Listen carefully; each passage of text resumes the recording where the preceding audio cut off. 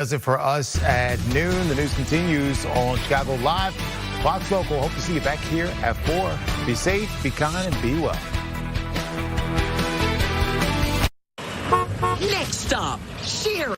I'm your host, Anita Blanton, and I'll be with you through the 4 o'clock hour. So we have plenty of great topics to go over today. We're going to be talking about, let's kind of talk about what's lined up for this first hour that we have together. First and foremost, it is Earth Day, and the Wicker Park Chamber of Commerce goes the extra mile with their Green Fest for a whole week. And we're catching up with the community engagement coordinator to find out what they've already accomplished, what they still have on their to-do list, and the difference that they're really hoping to make. Also, Cassie Carlson, our very own, will be up soon to talk about the Bears draft day build-up. We've pulled on her to come in each day this week because there's just so much chatter about what could happen tomorrow. And first, we're going to start with the author of Concrete Botany. It just hit the New York Times hardcover nonfiction bestsellers list. Joey Santore is a Southside native, and with all the flooding that we've experienced lately, you know, you think about the Fox River and Des Plaines River, and even the pockets of flooding we've had throughout the city of Chicago. Well, he says Chicago's flooding problem is actually a simple diagnosis. So let's go ahead and talk about it with him. Joey, thanks so much for making time for us today. Hi, thank you for having me. I feel honored. You know, Fox 32, WGN, I love all of them. Oh, well, thanks so much. We do appreciate it. And congratulations on hitting the bestsellers list. I'm sure that is a great honor as well for you. When I say a simple diagnosis, what is your diagnosis for Chicago's flooding issue? I mean, it's the same as with any urban area. It's when you've converted so much of your of these dense population centers to impermeable asphalt and then turf grass. Of course, you know, people think turf grass is you know, the roots go very deep. They don't. That's why sod is a thing. Turf grass roots go about 2 inches into the soil. I know, I've killed dozens of lawns. And so what happens then is that beneath that root zone, the soil's compacted, the water hits it and then runs off. And so, you know, lawns essentially cause flooding. You know, they really do. They're not much better than a big asphalt parking lot, which of course, you know, every parking lot has a retention pond. Why do you think that is? Retention pond behind it.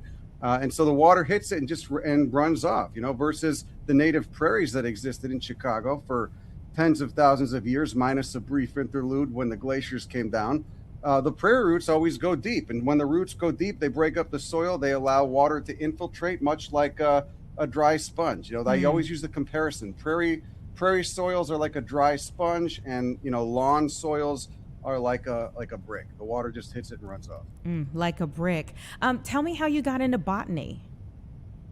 A long time ago, maybe 15, 20 years ago, I got into, you know, redwood trees first. I was into geology first, and I got into redwood trees and growing redwood trees. And I was living in California at the time. And then it just, you know, every time I had questions, and then every time I'd find an answer, it would open up 10 more questions. And I just got addicted to answering my own questions and found it to be very illuminating about the world that I lived in, right? And I was also very upset that I didn't know much about the world that I lived in. I didn't know, you know, what plants grew there, how they came into being, et cetera. So plants support the entire biosphere, the entire terrestrial biosphere. Without them, we would have nothing. So they're pretty essential in terms of understanding the world around you. Yeah, and so your book, Concrete Botany, the subtitle is The Ecology of Plants in the Age of Human Disturbance. Tell me a little bit about the human disturbance that you found.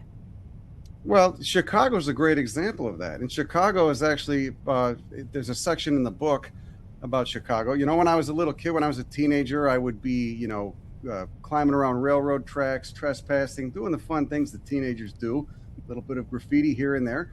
And, you know, I really liked it that when I was doing that, it would always bring me to these, you know, semi-abandoned post-industrial Rust Belt areas. And in those areas, there were always plants growing, whether it was tree of heaven or some of the native cottonwoods or native box elders. And I always thought that was really fascinating. And I always I found that I liked the plants. I liked the look of the plants that grew there when they weren't this manicured, much more than I liked the plants that I encountered in most human landscaping. You know, most human landscaping and horticulture that I see kind of makes me want to throw up. I don't like a lot of it. It's hedged, it's uniform, it's even lined, it's very controlled, it's very bizarre to me. And so these areas represented, these concrete botanical areas represented a kind of wildness to me that I liked, right? And but I also think, humans are part of nature, and they've been part of nature for a long time. So, we can control and maintain these areas without making them look like items lined up on a shelf at the Dollar General or at Walmart, which is what most human landscaping looks like to me. So this book is about that, and then it's about my larger journey into botany and how I got into it and how I think it can help other people too. Mm-hmm. It's a chicken soup for the soul, if you can call it that. Well, they had 1 million of those, so you might be onto something here. Yeah, it's a little bit more aggressive, but it's a chicken soup for the soul. Well, you know what? I mean, when it comes to lawn care and gardening and things of that nature, it can be therapeutic for a lot of people. Absolutely. I mean, this is part of our genome. We evolved for somewhere between 300,000 and 1 million years as a species, surrounded by plants. And then when you take all of it away, and you don't, I mean, to take all of it away, like it is for most of us, we live in these areas devoid of most plant life except for turf grass, and to think that that's not going to affect our mental, emotional health, that's insane. That's bananas. It totally affects our mental and emotional health. And so that's why, nature is such a good remedy for it, or just being around plants. And, as far as lawns go, I'm not against lawns entirely. They're great for sports, for kicking a soccer ball around, spot for the dog to go to the bathroom, have a movie night in the park, have a picnic, whatever. But it's just when we've normalized them as, anything that's not a parking lot or a sidewalk is a lawn, that's when it gets kind of weird. It's a little overkill on the lawn. And Illinois has got a lot of really cool native plants that evolved there for millions of years. Those are what I want to get people into, right? Enough, boxwoods and yews and turf grasses and, emerald green arborvitaes. How about some of the native prairie plants that are such good infrastructure choices, right? They mitigate flooding, they mitigate the heat island effect, and they bring all the cool beneficial insects that we want around. So that's like butterflies, etc. That's a little more context to your position that more green space is not the answer. More green space is the answer. I'm confused. What? So in the literature that was sent over, the fix experts keep naming is more green space, more permeable surface, which is exactly what got cut from the neighborhoods now underwater. So you're saying we do need more green space, not we don't absolutely. Need it. Yeah, absolutely. Yeah, those roots break up soil and they help water mitigate it. And when the water can actually infiltrate the ground and go down to the aquifer, that's when you get less flooding. It's when it does. It's just when it hits the ground and runs off. That's when flooding becomes a problem. That's why the lawns cause flooding, all the impermeable asphalt and concrete, that all causes flooding, etc. You want the water to be able to soak in. Mm-hmm. But not in a uniformed fashion. Two different things. We're talking about planting the most landscaping consisting of non-native plants from Europe, which is what we get in most commercial centers, right? Or even in a lot of botanic gardens, right? And all planted in uniform lines. And I think that's weird. It's unnatural. It's not like the prairies that we see. I want to get people to embrace the native prairies that were here for so long, because they're really cool and they're dense and and they're just filled with incredible species and beneficial insect. You get the beneficial insects, you're not going to have a lot of the pest insects.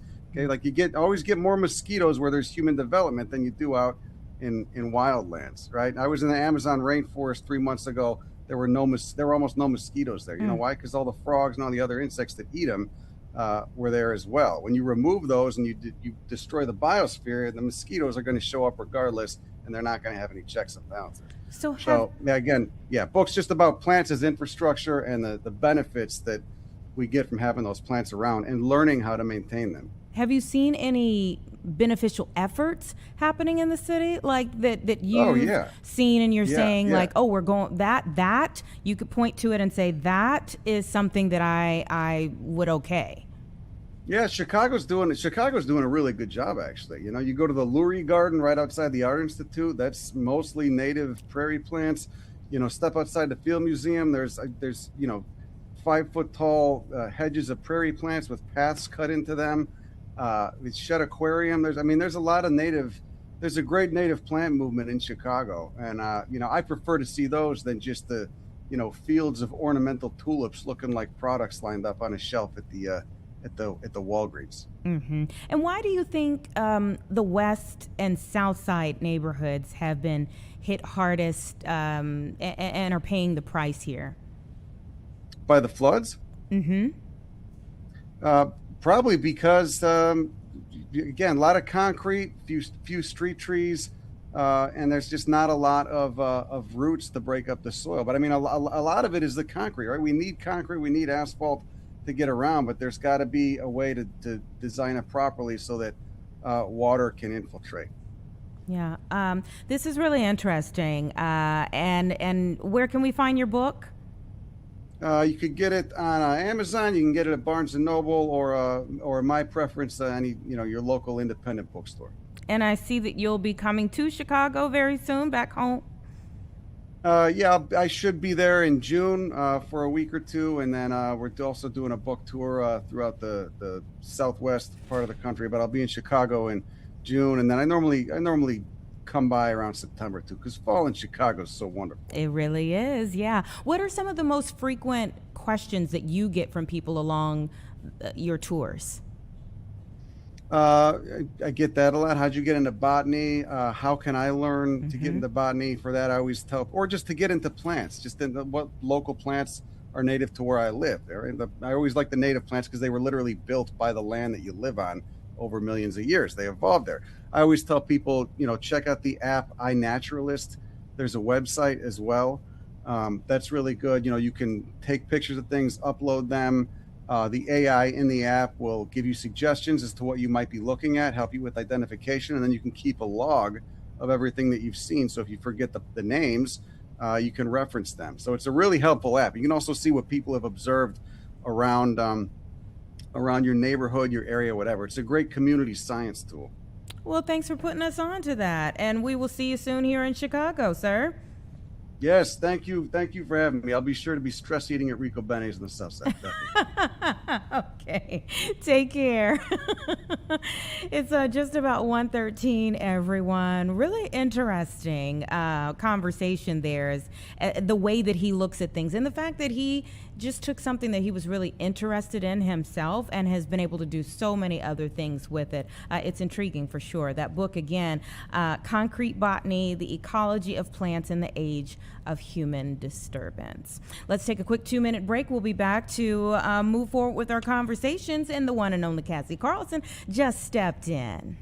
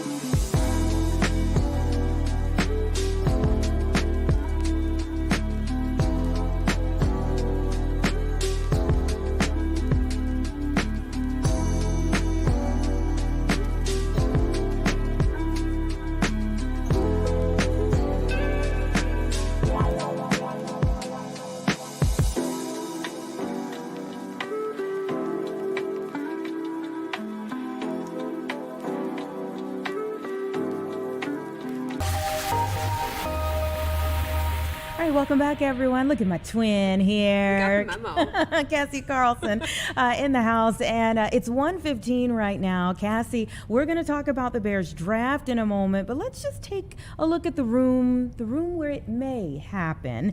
Not the draft, but the decision for and just like clockwork, it went away. Who knows? That could be a little bit symbolic for what's happening right know, now. We don't know. Shut it down. Yeah. Shut it down. No, but we were trying to take a look inside of the room in Springfield where the lawmakers will possibly be making a vote today on the mega projects bill that would, pave the way for the Bears to stay in the state of Illinois. Is that it? All a conversation happening around, the league or definitely the league, because Roger Goodell, when we were at owners meetings a couple weeks ago, he put the pressure on the Bears, saying a decision needs to be made soon. The same was applied earlier last week, that they were going to have a meeting with Kevin Warren to make sure that they are moving forward. And we know the new timeline. Kevin Warren put it as late May, early June, and so we know legislative session ends on May 31st, and they are needing to make a decision, whether it be Arlington Heights, whether it be Indiana. And I go back to something George McCaskey said in Arizona. He said, right now we don't have a deal on the table to make a decision for, so they're waiting for that to happen from both parties, and then they can move forward. But obviously the pressure has been applied, and it seems like the pieces are moving in Illinois. Some people are like, well, why does Roger Goodell care when they get it done? It's money. It's money for the Bears. It's money for the league. It's, and these projects, one way someone put it is the longer they're put off, and this is every month that goes by that they don't have a decision or they don't put the shovels in the dirt, like they have said so many times, it's millions upon millions of dollars. And so the cost of the project is getting more and more expensive when we know that they're going to put $2 billion, which is going to be taken out in a loan, which the McCaskies don't ever do. Yeah. And so that number just keeps driving up the longer they wait. Okay, let's talk about the draft, and you're getting some analysis from around the league, and what are you hearing? What's the buzz? What's the buzz? Well, when it comes to the Bears, the buzz is best player available. They're picking at 25, and they're going to have to wait and see what shakes out in those 24 picks ahead of them. Something that Jeff King, the new assistant GM, talked about yesterday is that a lot of times their own medical is what they do with their own work is different from everyone else, and a lot of times the medicals give them a clear idea of what they're going to do with the 25th overall pick, and that's a huge part of who you are going to draft, is making sure that they are fully healthy, given their medical history. They don't want to bring in a player that their physical doesn't shake out, and so that's something that they're focusing on inside Hallis Hall to make sure they make the right decision. We talked to Matt Forte, former running back for the Chicago Bears, yesterday. Went out to the Lincoln Park Conservatory and did something with him with The Athletic. They have a publication called The Beast. It's like the Bible for the NFL draft. It's very thick, and it has everything you need to know about every single prospect in the draft. It's quite impressive. And getting his view of just the Bears in general as a former player, seeing what Ben Johnson was able to do. Obviously someone who's very excited to see the run game come alive in Chicago again. He wouldn't be surprised if they went left tackle, which I don't think is a bad move for the Bears at 25 to solidify that offensive line. They have every other position on that line filled out for right now.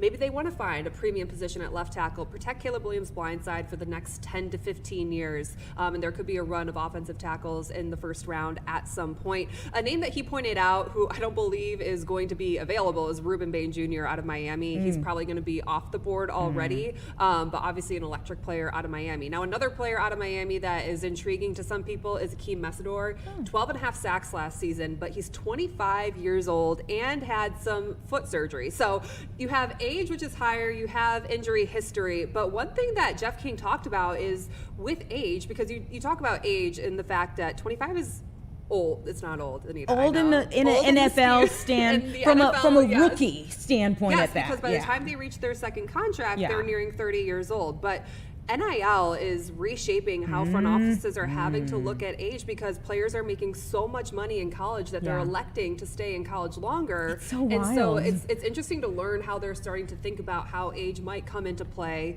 in the draft when dealing with some older players. So Akeem Messidor is someone else who I think Bears fans would be excited about, an edge rusher. Proven production on college tape, and the tape doesn't lie is one thing that Ben Johnson said, and he's looking for trained killers on the defense. He would be one, certainly. Yeah, and we could use some defensive help there. It is just It's a new world to think of like 25, 26-year-old rookies in the league instead of people who are like a few seasons in by that point in life. Well, some people are signing their second contracts, and some people, like I think Jalen Johnson, he was excited. He signed his second contract. He's like, well, I'll just be like 30 years old when I maybe am signing my third contract. It's a different world in all of sports. I mean, we could talk about it in college basketball too. That with the transfer portal and players making more money in college than they would if they were drafted in the first round. It's enticing to stay and make money for these players. So it's just a different world that we're living in. On the flip side, there's plenty of young players who are, still in the draft. Keldrick Falk out of Auburn, someone who everyone talks about just the leadership qualities that he has and characteristics. Like he was someone you'd be taking a gamble on for production, but people believe he has what it takes to succeed in the NFL. You're looking at Caleb Lomu, a left tackle out of Utah, young, but still a lot of upside. He could potentially be in play for the Bears at 25. So many different directions. The board will fall into their favor. They're going to look at the grades they have. They have these yellow tags all around at different players. If someone fits all of the qualities that they like and they are looking for in a perfect prospect, they get a grizzly bear. That's kind of how they tab them. And so when they get to 25 and they see how their board looks, they're going to look at who's available. Then they'll probably look at what positions they play and know what positions of need they are looking for, whether it be edge, whether it be defensive tackle, safety, left tackle. Some people might say take a wide receiver. No, I'm kidding. Most people are not saying that in the first round.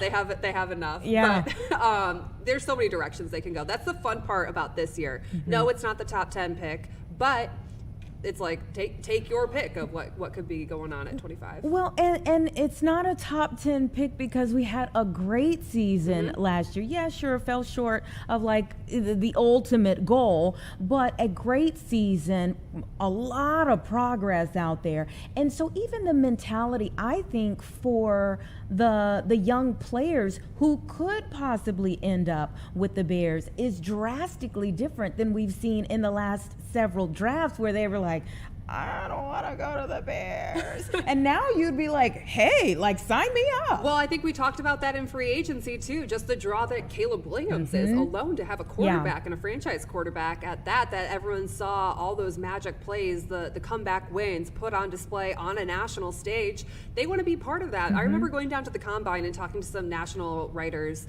and analysts asking about windows to compete for a Super Bowl. That's how a lot of people view what the moves they're going to make are going to be. And the quote that I kept getting is that the window is unlimited when you have Caleb Williams. Then you pair it with Ben Johnson, a coach who comes in and instantly changes the culture, and people pick up on that around the league as well. It becomes a very enticing place. Not to mention, you're playing in Chicago, which is one of the best sports cities in the world. And if you're on the Bears and the Bears are good, there's no place like it. And I think we all felt that in this city. The interesting thing, I think, is learning more and more of just how Ben Johnson and his front office are continuing to work together to bring in players that fit the identity of the football team. And last year in his first draft, a lot of people were wondering what the role of Ben Johnson was, how much say he had. When you go Colston Loveland, when you go Luther Burden, you feel like he has a ton of say. And then it was kind of confirmed yesterday when Jeff King said, of course he's going to have a huge say in who we draft because it's his team and he has a very clear identity of what he wants his players to look like. So he's going to have a huge say. That's part of building the culture,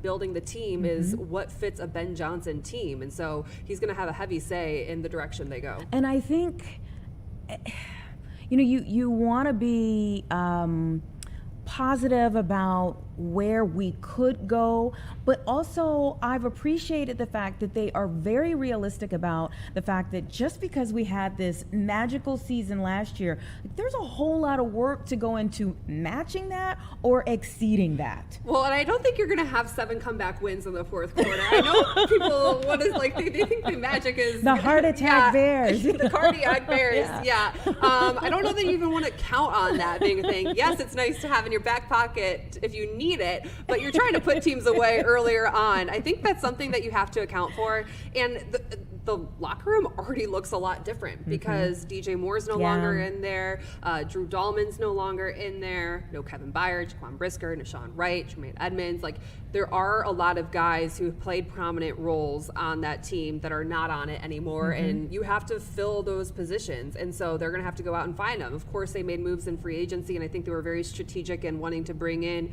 fast, versatile players like Kobe Bryant and Devin Bush, but they're trying to add more of that in this draft. And if there's anything we learned from last year's draft too, is that those rookies came in and contributed right away. I mean, Colston Loveland and Luther Burden were two of the most productive rookies in the league last year, and so you wanna have that same type of impact and contribution right off the bat when you have 4 picks in the top 90. Kyle Monangai.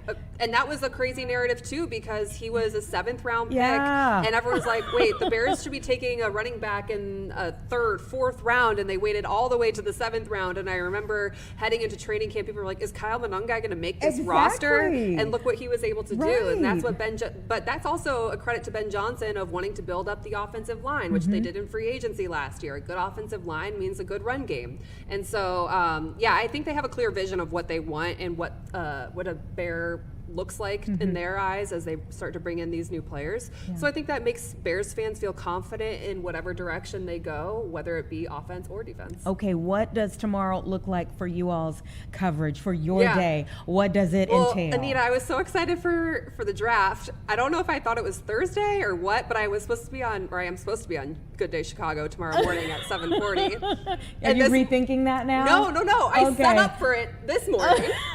I did my makeup and everything at 7 a.m.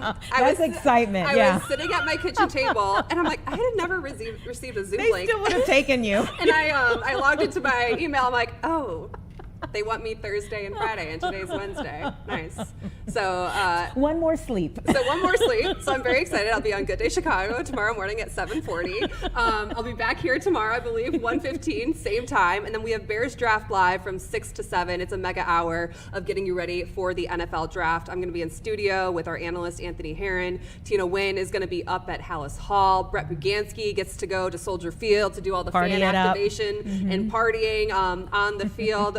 You're going to hear the conversation with Matt Forte, with Manti Te'o. We're doing all these breakdowns of possible prospects, so we're blowing up for the draft and leading you up to the draft starting at 7. It's a really big day. Now, outside of the Bears, do we see any possible surprises in those top picks?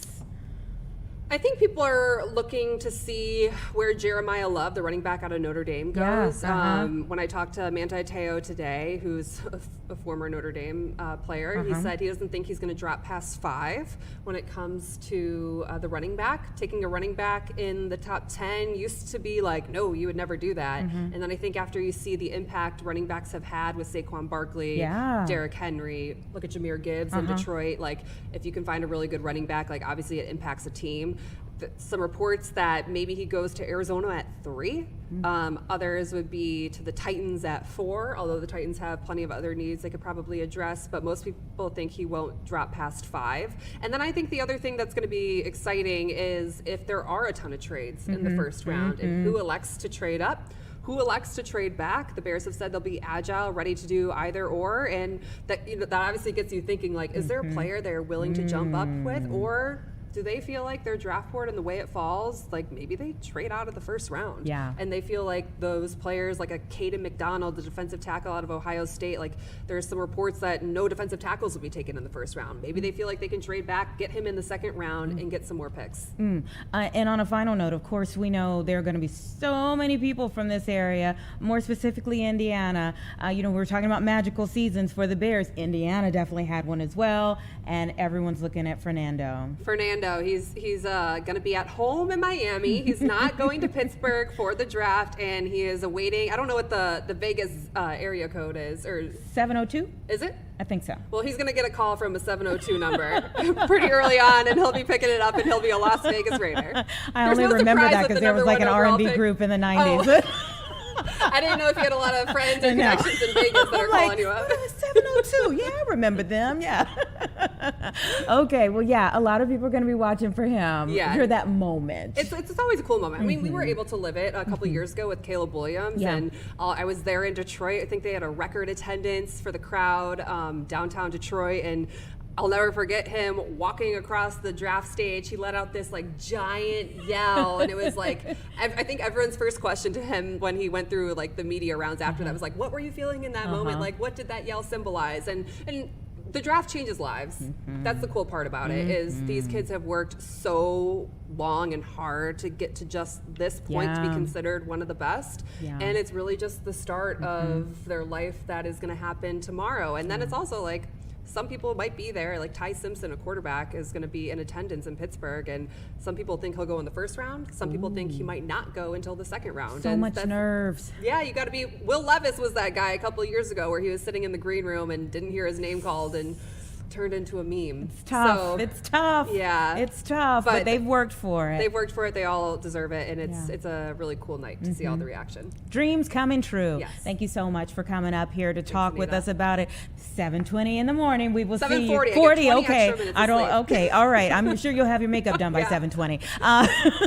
We'll see you in the morning for Good Day. Give us 2 minutes, everyone. We'll be right back.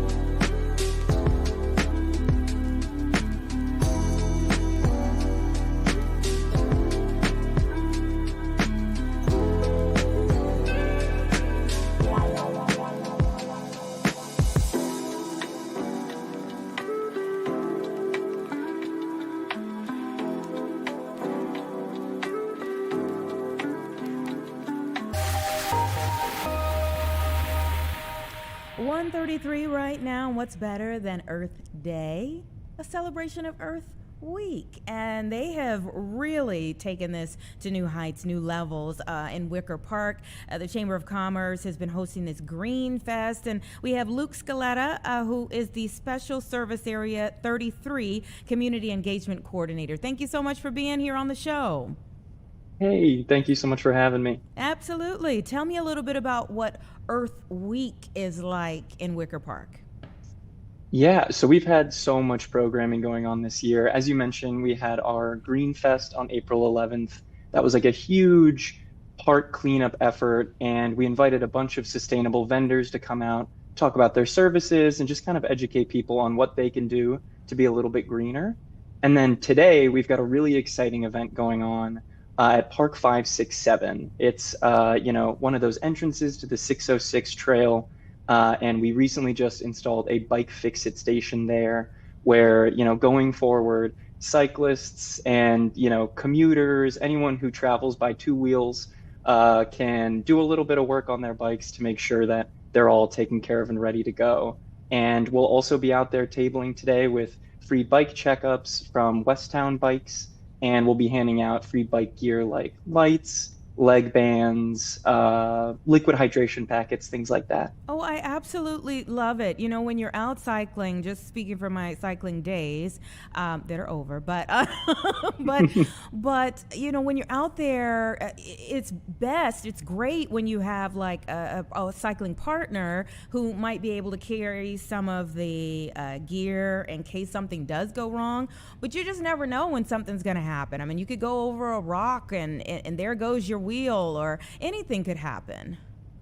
It's true. And I mean, I can't tell you how many times I've had that embarrassing, kind of shameful walk with my flat tire or my brake that's not Yeah. working. So to have a machine out there like that, where, I can just, tools come attached, so I can get the Allen wrench, I can get the tire lever, and I can get everything fixed up, and I don't have to, walk home with my head hung a little bit. The walk of shame for cyclists. Exactly. Yeah. Tell me why the emphasis on having something like a bike fix-it station is a part of the Earth Day celebrations. Why emphasize that? Yeah, well, we really prioritize and appreciate the sustainable form of transit that cycling is. Obviously, no use of fossil fuels, carbons, things like that. It's a thoughtful, great way to kind of look after the earth by only being fueled by your own two legs. And then we also like really appreciate the greenscapes that you can really, get to love while you're out there biking. And we put a lot of work also in our community into our planters and our landscape beds and things like that. And so it's nice to kind of encourage people to slow down a little bit, look at the green spaces around them, the urban canopy we've got going on, and have a little bit more of an enjoyable commute into work or wherever you're going. I think, ideas like that make communities very special. Talk about how it fits into the overall aesthetic or vibe of Wicker Park. Yeah, absolutely. I mean, as I'm sure you know, we are a very tight-knit local community. We really appreciate our small businesses and definitely want to encourage people to, walk and bike around, be able to, stop in shop to shop and, really appreciate the local wares and the local services that we offer around here. And, also encourages like a little more creativity. I love seeing people biking around, they've got cool stickers and things or like interesting contraptions on their bikes that really make it, kind of that artistic bohemian feel that, Wicker Park is definitely known for. Yeah. And so special service area number 33, is that just Wicker Park or is that beyond Wicker Park? Yeah, so that includes Wicker Park and the Bucktown neighborhood. It's, the primary commercial corridors from, Western to Ashland, and then from Fullerton all the way down to Division Street. And so that includes things like Milwaukee Avenue, North Avenue, Damon, things like that. What are some other projects that are being worked on that go beyond Earth Day or Earth Week? Yeah, so actually just last Friday, we unveiled a new public art project that we've been working on. We hired artist CJ Hungerman to develop this huge 26-foot by 10-foot mural that was installed at 1945 North Damon Avenue. It's a really, really cool project, such a great, bright pop of color. And it's just, one small example of tons of the other public art projects that we have going on, along with things like, litter abatement, picking up trash, installing new bike racks and things in the community, and some, other public events and things like Green Fest and, some Wicker Park Fest art activations too. Do you all get super excited about this time of year? I mean, not only do you have like cleanup efforts picking up, but you're getting like concerts and festivals back too. Oh my gosh, it is the best. We love it here. We kind of, we hibernate, put our heads down and really get to work in like November, December, and January. And then when things start warming up, we know that it's go time. And it's just so much fun to see these projects that we've been working on for so long come to such satisfying fruition. Yeah. And circling back to the cyclists and the event that's happening for the cyclists today, with more cyclists, there are always come more concerns about, like, okay, well, the trail is one thing. They're on the road, that's a different type of situation. What is the bike lane conversation like for Wicker Park in Bucktown?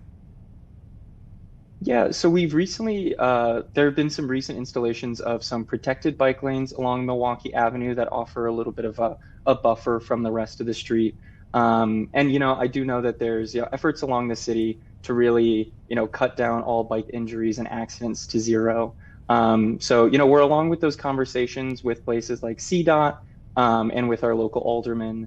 But yeah, for a lot of the time, we just want to promote the services like bike racks, like those fix-it stations, like those bike pumps, so that when you are getting on the road, you can be as safe as possible, no matter what that bike lane, offered to you is. Absolutely. What is your favorite thing about Wicker Park?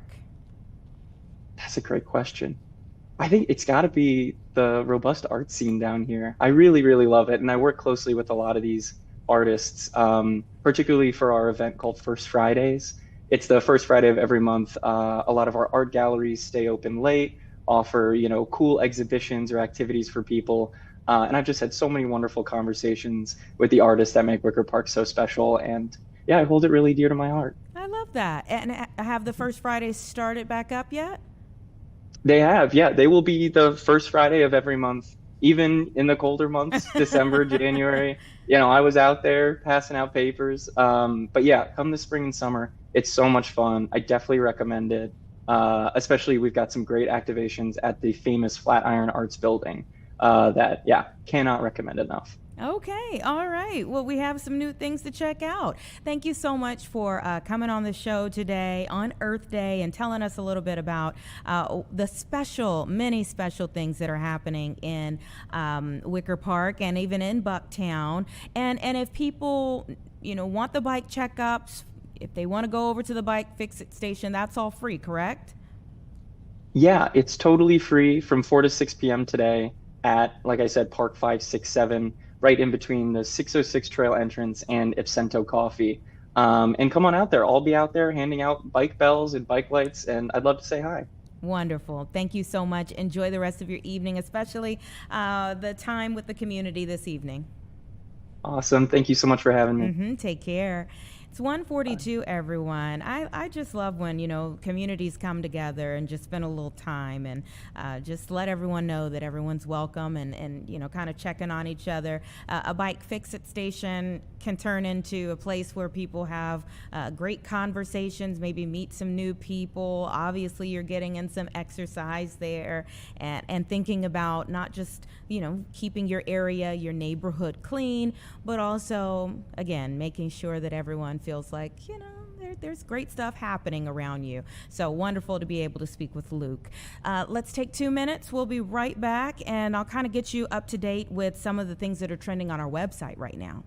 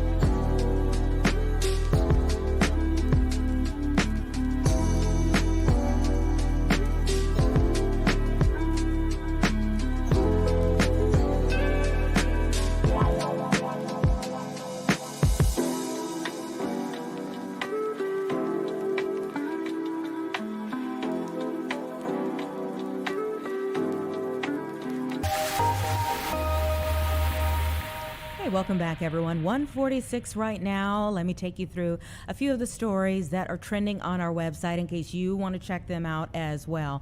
We do have a story right now about a Chicago gang leader sentenced to life in prison.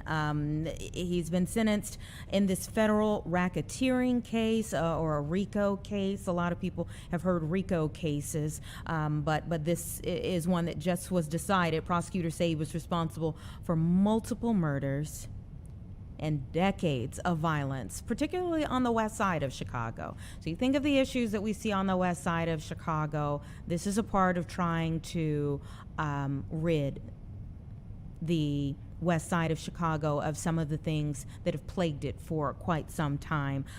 All of the defendants in this case have now been convicted.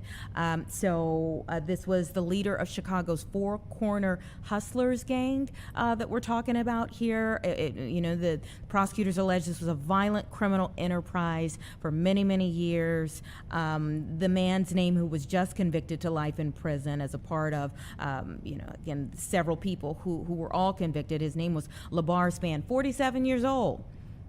47 years old, and there was a 5-week trial. Racketeering conspiracy, 2 murders in the aid of racketeering and extortion were his charges. But the prosecutor said he participated in this criminal organization, terrorizing neighborhoods on the west side, West Garfield Park, North Lawndale, you name it. Particularly the LeClaire Courts public housing development. They talked about drug trafficking, robberies, extortion, and quite a bit of violence here. So there's a full article and more information on our website again. But hopefully this brings a bit of peace for people who have dealt with this for quite some time. Moving on here, we have, I believe this was Casey Cronus's story from yesterday, but we have followed it even here on Chicago Live for the last month or so. Maybe a little bit more, but now the mother of a young Illinois woman who was found dead pushes for Safety Act reform. Not a month, excuse me, for over a year that she has been pushing for this. But hearing from Megan Boss's parents is new. We've kind of seen tidbits of them in different settings. It was very clear how hurt they were by what took place to their daughter, how painful the entire situation has been, but now they're pushing for more change. In fact, let me say, I said over a year. They were very vocal during the last presidential cycle. So this would be 2 years now. I remember her mother speaking up during the last presidential cycle about this Illinois Safety Act. She's an advocate at this point in time for changes, arguing that the law has dangerous loopholes, and we've heard that time and time again. So there is now House Bill 4104, which would give judges more discretion to deny pretrial release and require written explanations for their decisions. I think many of the people who have had conversations about the Safety Act over the last few years have said, even people who advocated for it initially, who thought that there were some inequities that this would fix or address, have in practice said, well, there are some issues with it that could stand to be tweaked, okay, that could be very paramount to its success in the future, that there are some tweaks that maybe need to be made here. But in Megan Boss's case specifically, the suspect previously was released, was later detained by ICE, and remains in custody while the governor is, that this family's upset that he is still standing behind the Safety Act, improving fairness and reducing crime. But obviously for them, they see it from a much different light here. So I believe at the time Megan was living in Antioch. Yes, her body was found in a trash bin behind a Waukegan home of a man named Jose Luis Mendoza Gonzalez. She was reported missing. Her body was found 7 weeks. 7 weeks after she disappeared. And it was determined that Megan had fentanyl in her system, but her cause of death was inconclusive. You think about how long her body had been in a trash bin, how hard that is for a parent to hear that their child's body, that's where their child was the entire time. They were worried about where she could be. I believe there were some, longstanding maybe issues with substance abuse, but to wonder where your child is for that long, and then to finally find out that her body was in a trash bin. 7 weeks decomposing when you could have laid her to rest. And it's not an ending any parent would want, but there are just extra things here that make it even worse. And again, this man, last name Mendoza Gonzalez, is still in custody right now, but Megan's family is really stepping forward to ask the legislature here in Illinois, on behalf of the many other families out there who they're hoping never experience something like this, to make some changes to the law. They were in Springfield on Tuesday. Of course, as we've been saying, the legislature is in session right now, and they're hoping that something comes out of it by sharing what they have been through, which is a horrible experience, that maybe some change will come to the law after all. Again, that House bill was House Bill 4104 that gives some judges a little bit more discretion in making the decision about pretrial release, which has been at the crux for many people when it comes to the Safety Act. So that story is on the website as well. And then, we all week have been talking about the twin infants and their 17-year-old mother who were missing from Dalton, I believe. Yeah, Dalton. And they were found safe. We came here on Chicago Live, told you they were found safe yesterday, but now we're hearing from this family as well. This is an exclusive that you can go on our website and see. There's so much here. This grandmother who was trying to help her daughter and also her grandchildren, who had just been released from the hospital, I believe a date before they were missing. And so, it's a wonderful thing that they have been found safe. They were reported missing on Sunday. They turned up in Chicago. Again, this was a Dalton family, so not far, but too far in the midst of everything that was going on. And the grandmother had this exclusive conversation with our team here saying, I'm happy they're home, they're safe. What if I never saw them again? Another family that has really been through it, and this week especially, and speaking up about what they went through. She said that she was panicked when she woke up, looked in that crib, saw no one, no babies. Infants were there. If you can only imagine what went through her mind. And she credits going to authorities very quickly for the safe turnaround. 24 hours of panic, 24 hours of anxiety, but at the end of the day, the infants are okay. Their 17-year-old mother is okay, but hopefully they get the help that they need to move forward in a very safe manner. It is of note, when I initially read over this story, still had a few more questions. They were found with a man, an adult man, after this alert went out. He's not facing any charges. He's not charged with the crime here, but in the article, the man with her has not been identified, but the grandmother was told he had a criminal record. There's some things there, okay? Hasn't been charged with the crime, but he did have, a missing teenager and infants with him. Thank goodness they're okay. Hopefully they'll be able to continue to move forward and be okay. But there are some other questions that I have here. Anyhow, all three of these stories are online right now. Fox32Chicago.com, where you can go read up about them a little bit more. Some great reporting from our team here as some big conversations have been coming up this week. So those are all on our website right now. I'll tell you about some other things that are populating on our website a little later, but it is 1:56, and we're going to take a couple minutes of a break here and then get into our 2 o'clock hour. When we come back from our break, I'll set you up for where we're going in the 2 o'clock hour. Keep in mind, we are hoping, we have a camera in, we had a picture briefly, but we're hoping at some point in time to be able to look inside of the room where our legislators from throughout the state are supposed to be meeting today to talk about this mega projects bill. My producers talked with Cam Buckner's office, Representative Cam Buckner, yesterday. He agreed to come on the show today. We were thinking that would likely be sometime in the 2 o'clock hour, but then when the reading of this bill could happen, we're not sure if he's going to be able to come on the show. So we wanted the next best thing, to be in the room and be able to see as they were talking about it. So we're going to continue to check up on that, see maybe when we can get a picture in there again. Again, it was brief.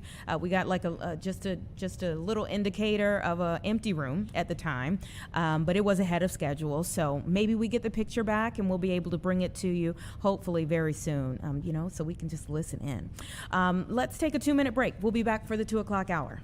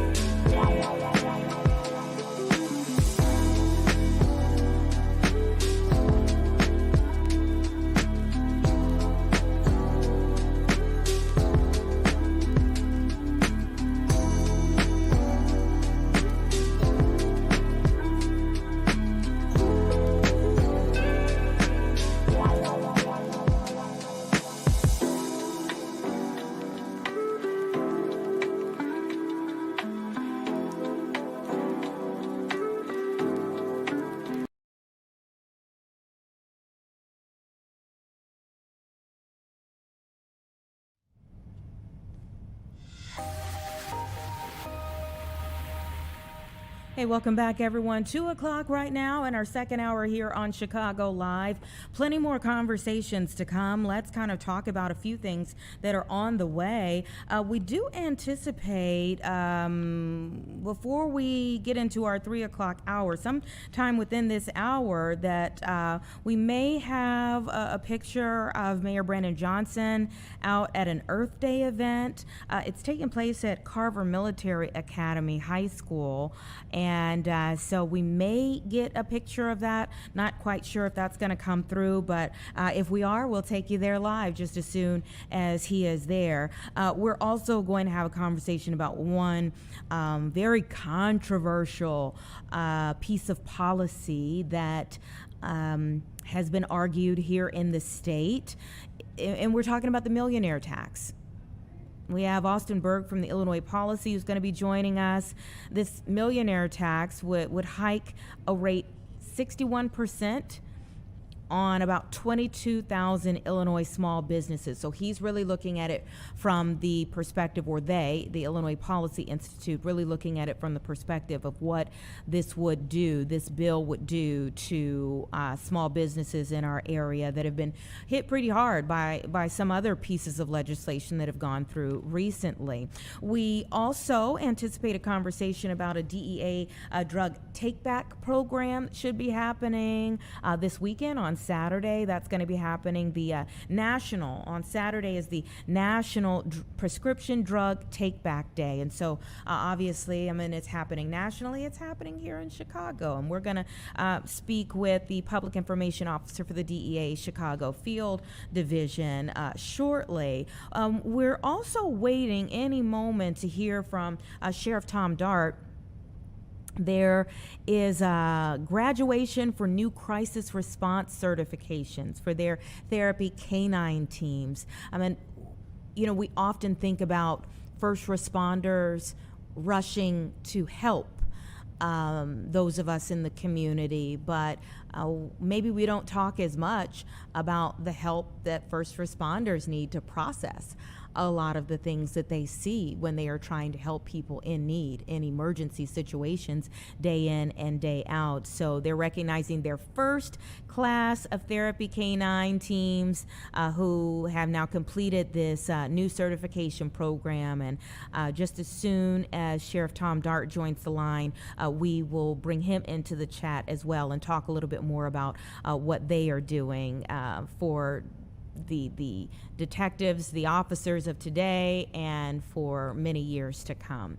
It's 2:03 though, so we're going to listen into just a bit as we're waiting on a couple of things to kind of sync together on our end. We're going to listen into a bit of what's happening on the House floor, lots of discussion taking place. So let's listen in for a moment. A doctor finding more cures and treatment by funding biomedical research and more than that. But the Trump administration is not doing any of that. Instead, people are losing their health care. And it's just costing everyone more money in the long run.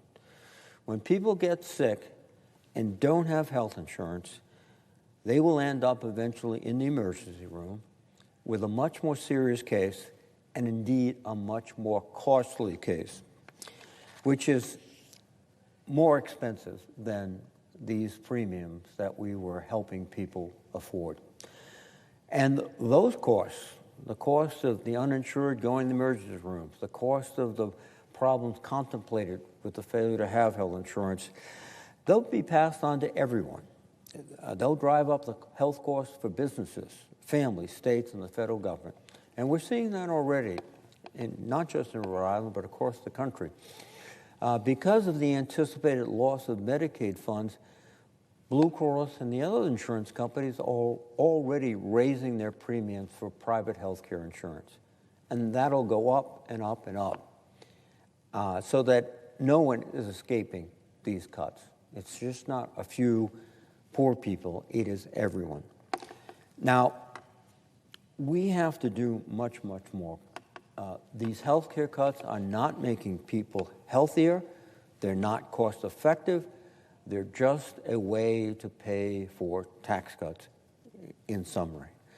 Now, with households reeling from his tariff cuts, or shocks, I should say, they're not really cuts, they're raises, and health care cuts, President Trump upped the ante by unilaterally choosing to attack Iran and close a huge portion of the global oil industry.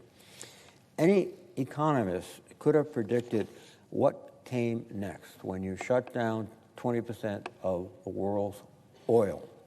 Gas prices spiked from an average of $2.90.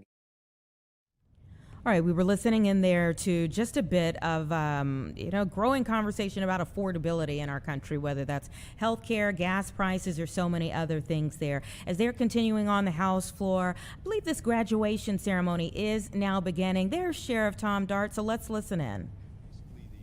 The training board for all of the state of Illinois, and every agency gets its certification through there.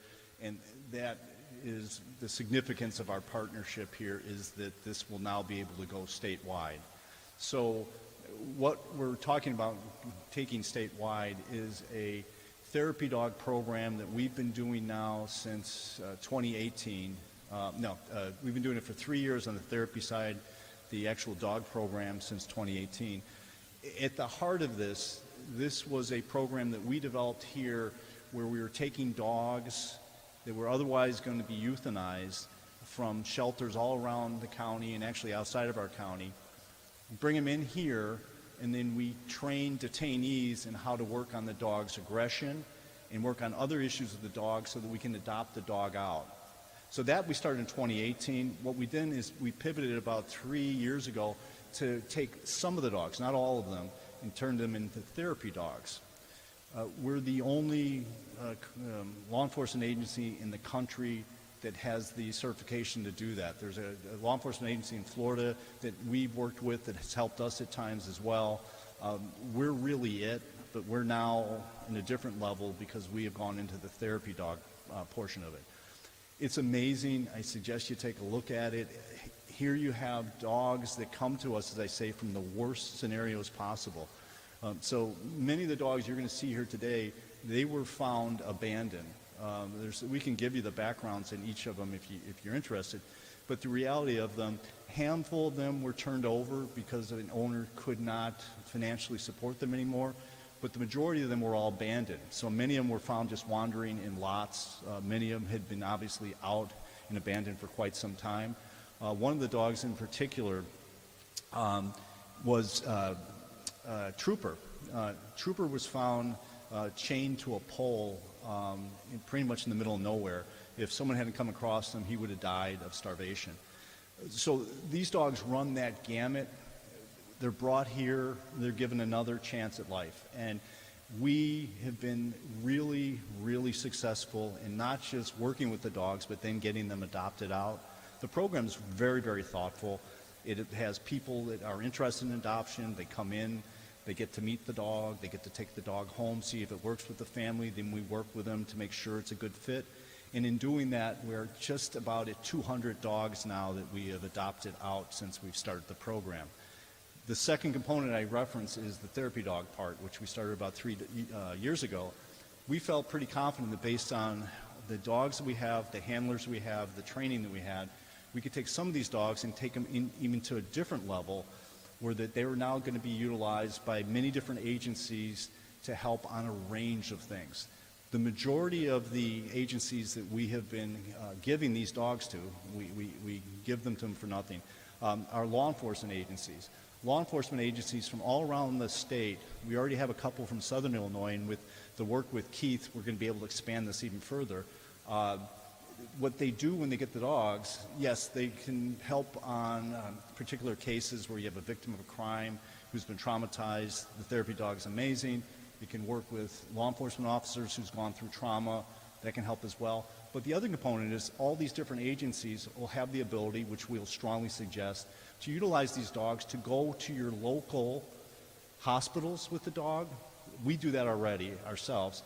They can do it as well to work with a range of things, usually children in children's hospitals and the like, but other adults as well. But also go to facilities like nursing facilities.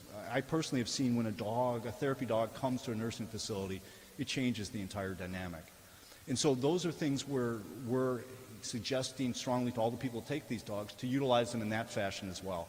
So this is something where, as I say, we've already had outrageous success. As I say, 200 adoptions. Most all these dogs were going to be euthanized. We now have, I think it's 11 therapy dogs that are out, to different agencies. We're planning on having about 8 to 10 new therapy dogs a year that we're going to be training, that we'll be sending out as well. And as I said, this will have such an amazing impact all around the county and all around the state. And at virtually no expense to the taxpayers because we get so many donations to help us with this program. I can't thank Jerry and the rest of the folks who run this program. They do all the heavy lifting. They're amazing. They're brilliant. They're the ones that come up with so many of these ideas. And the handlers and the dogs themselves are the star of the show. So with that, I think we were going to hand out some certificates. It's been suggested to the dogs that they limit their remarks to under 2 minutes. And so, did you guys want to start that part of it now, Mike?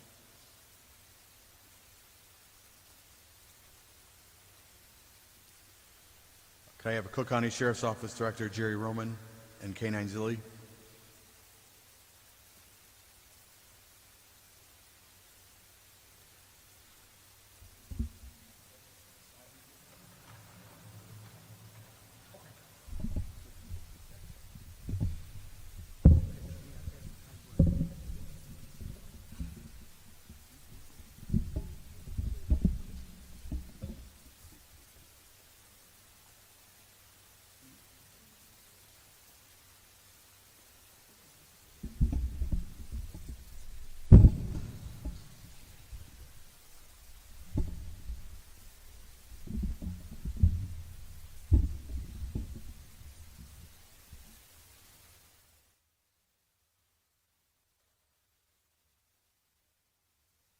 Illinois Training and Standards Board, Springfield, Deputy Director Jennifer Woodridge and K-9 Trooper.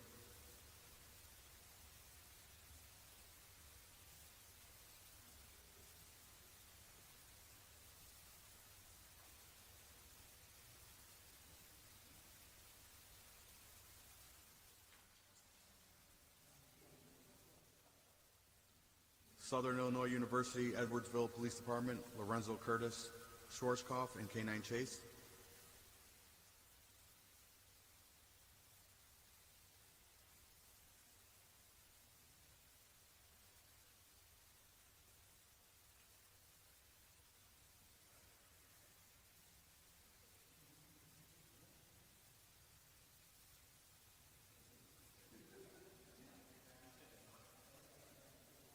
Southern Illinois University, Edwardsville Police Department, Tyson Wagner and K-9 Max.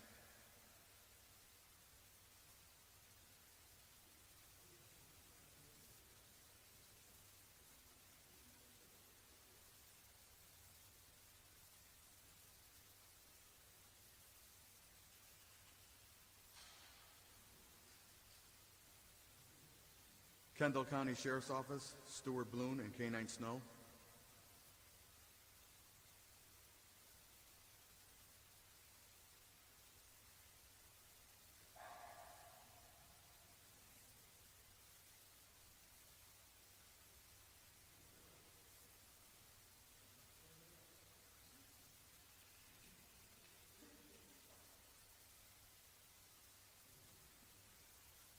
Worth Police Department, Mike Cozy and K-9 Louie.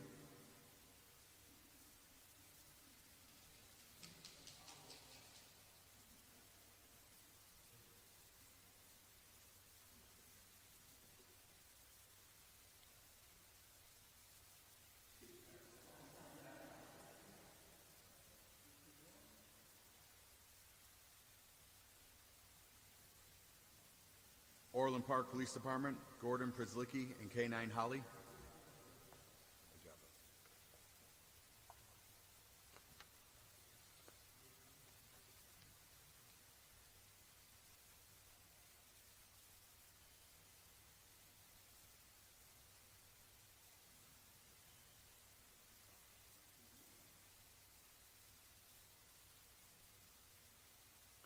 Illinois Training and Standards Board, MTU 7, Brian Fangle and K-9 Ghost.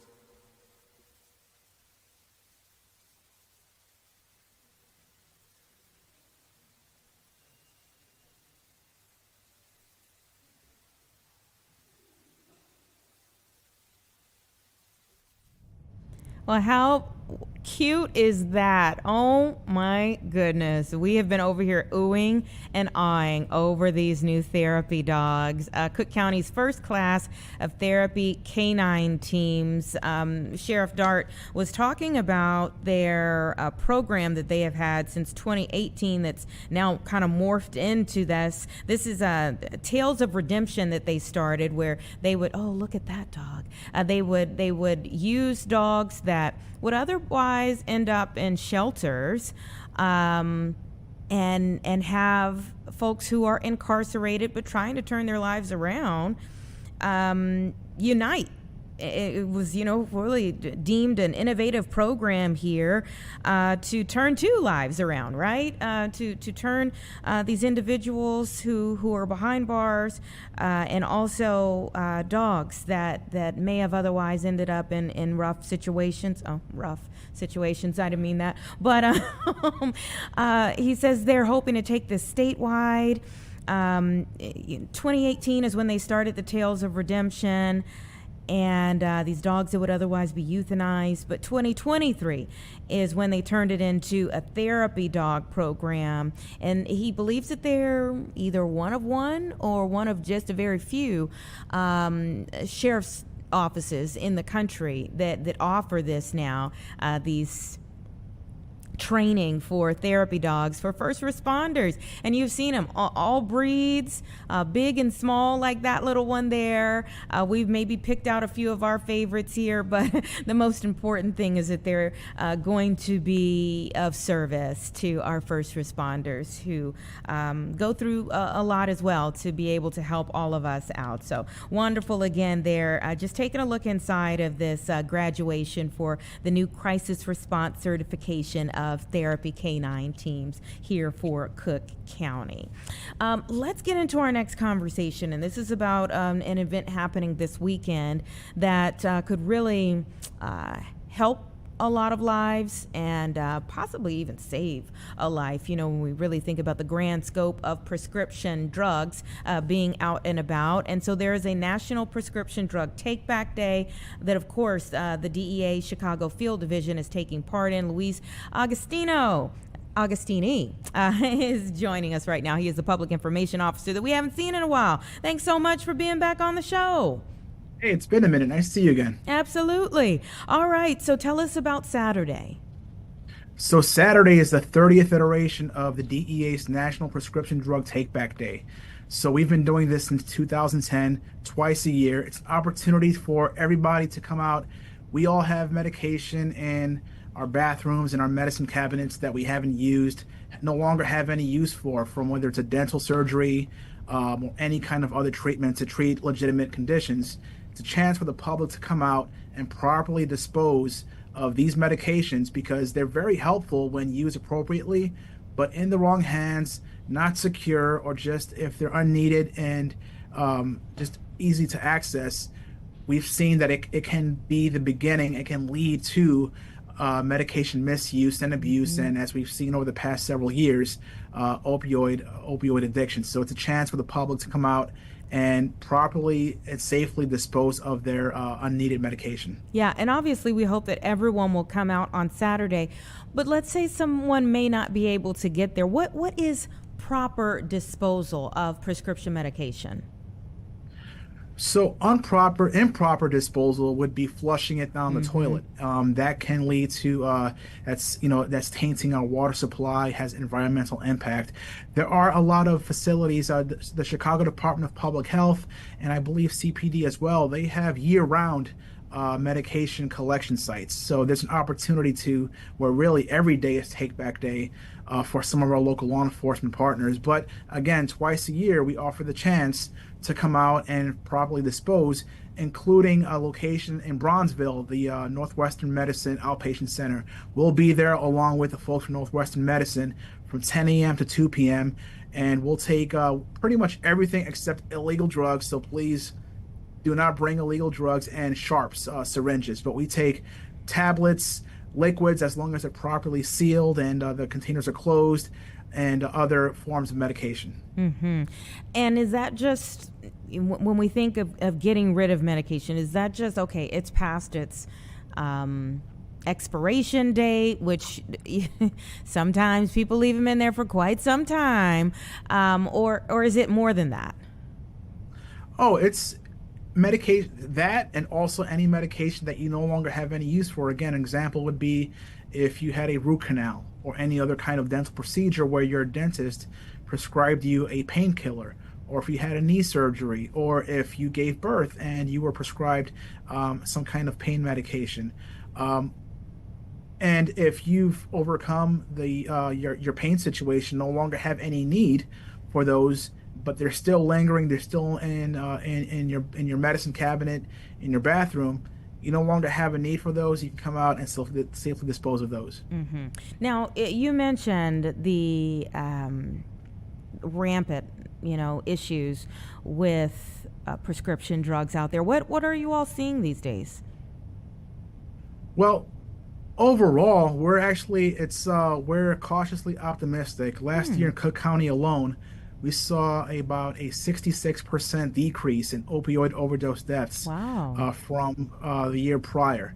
So we are making progress. It's fragile. We're protecting it. We're all working together to maintain this momentum. But overall, we are seeing progress on that front. Prescription medication, not necessarily a large chunk of that. It's still attributed to synthetic opioids like fentanyl.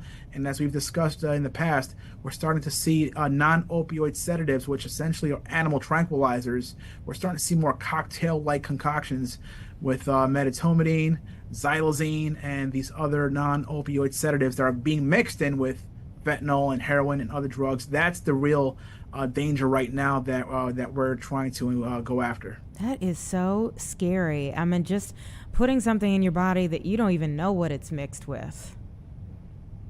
Absolutely. There really was never a safe time to engage in illicit, dangerous drug use. But right now, with what's being, with how the illicit drug supply is being adulterated to be even deadlier, it's really a deadly situation that we're working hard with our partners to combat. And talk about how quickly things can get out of hand for people in these situations.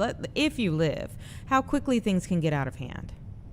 Highly addictive. So again, if you happen to survive, and again, a lot of folks don't always go out seeking intentionally to take fentanyl.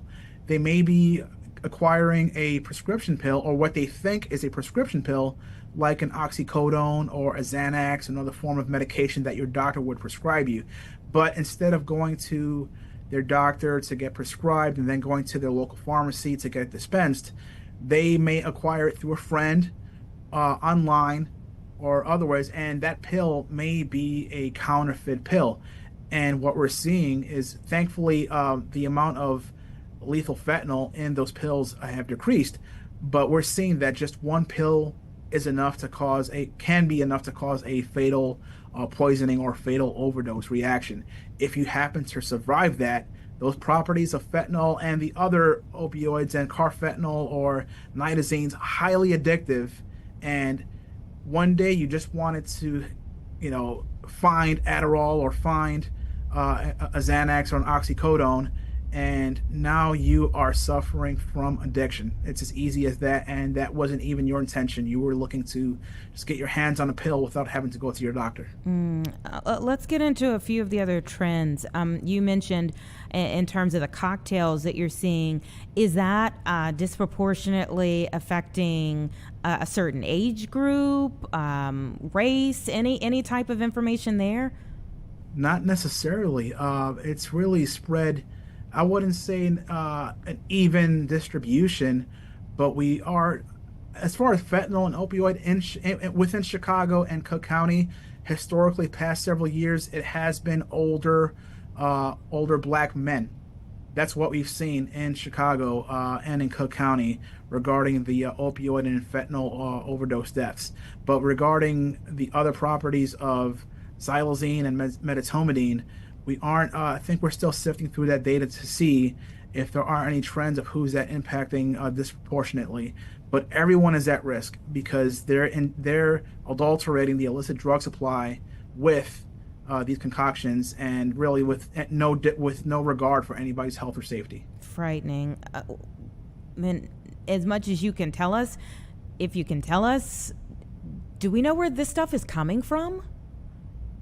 So historically, fentanyl, we have seen this. If this is coming from the cartels that are based in Mexico, and they're able to make the fentanyl by importing chemical precursors. So the chemicals that you need to make fentanyl, they're importing them from Southeast Asia, mainly China. So after they get those precursor chemicals, they manufacture fentanyl not in a lab, but in the jungle essentially in really unsanitary, unsafe conditions, and that's the traffic. We are seeing an uptick. The fentanyl is coming here in wholesale form and powder form, but we are seeing now an uptick in domestic production of pills.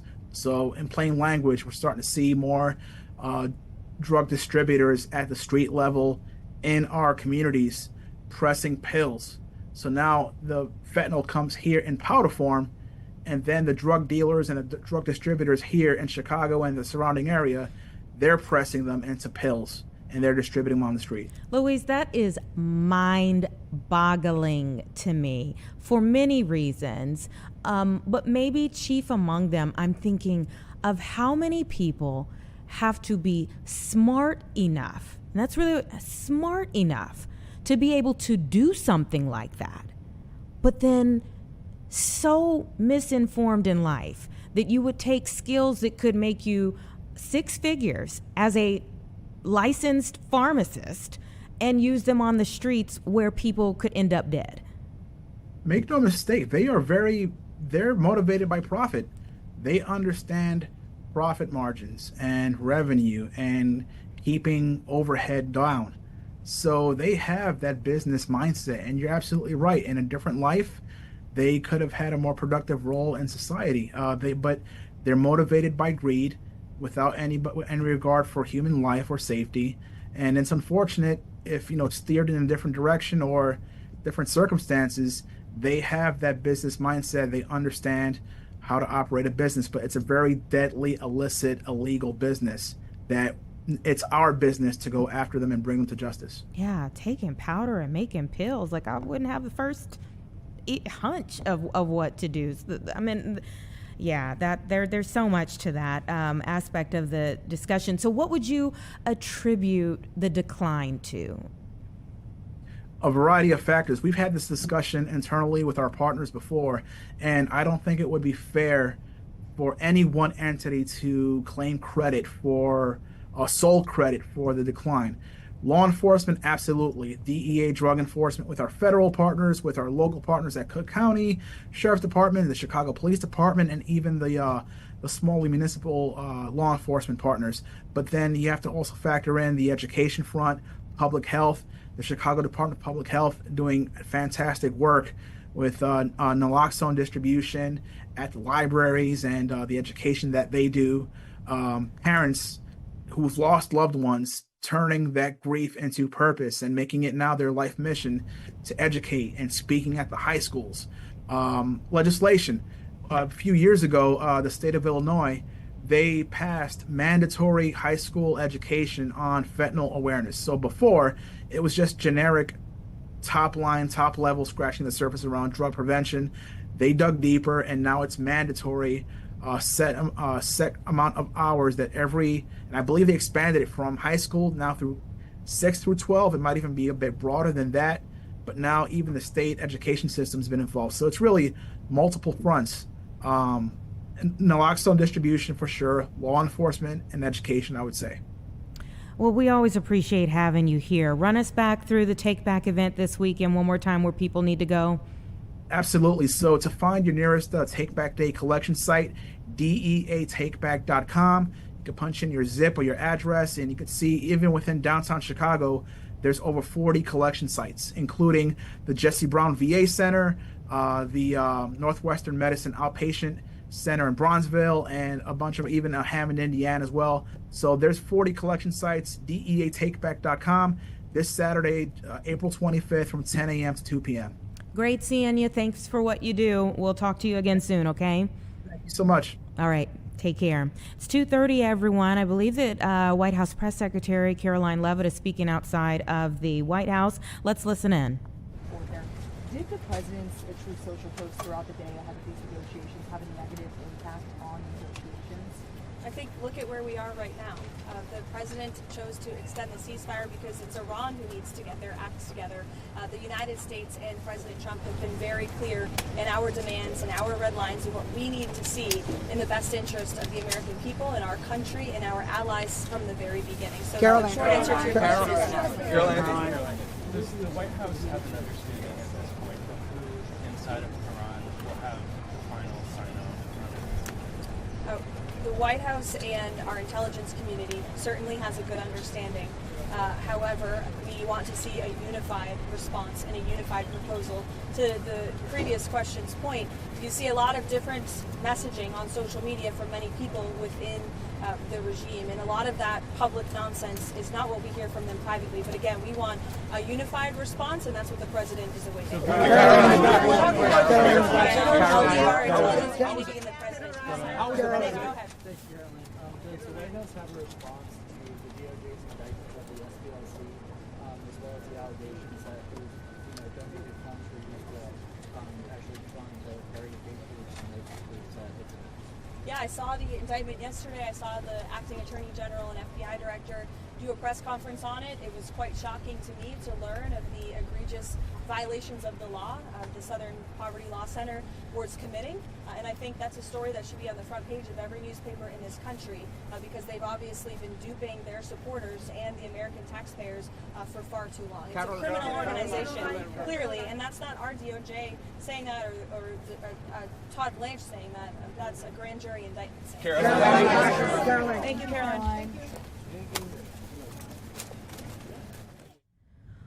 All right, we only got a small bit of that impromptu press conference outside of the White House. You can see all of those reporters who were gathered out there to be able to press any type of questions that they wanted from Caroline Leavitt. And they began, and what we were listening into, they were talking about the war in Iran. She says, look where we are now, right? I mean, yesterday's big conversation was that there was an indefinite ceasefire, that Pakistan had asked for more time to try to get some type of agreement on the table, that Vice President J.D. Vance's trip to Pakistan for peace talks had been put off indefinitely. And then again, this indefinite ceasefire. The deadline was yesterday. So you wondered, as we were leaving here yesterday, what will happen by the deadline? And that is what came to fruition. An indefinite ceasefire. It looked kind of hopeful.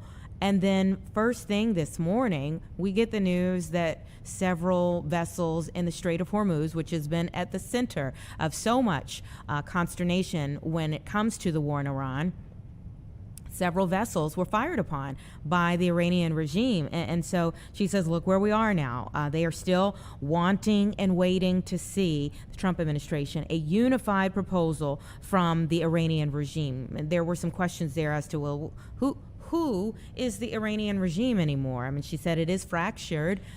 If you go back to the beginning of March when all of this first began, that was kind of the initial blow. Was it so many of the heads of the Iranian regime were taken out immediately? So now you have a fractured government, and so you're hearing a lot of different voices, a lot of different messages. She says they do have a good idea of who they believe they'll be working with moving forward, but a lot of different messages that are out there right now.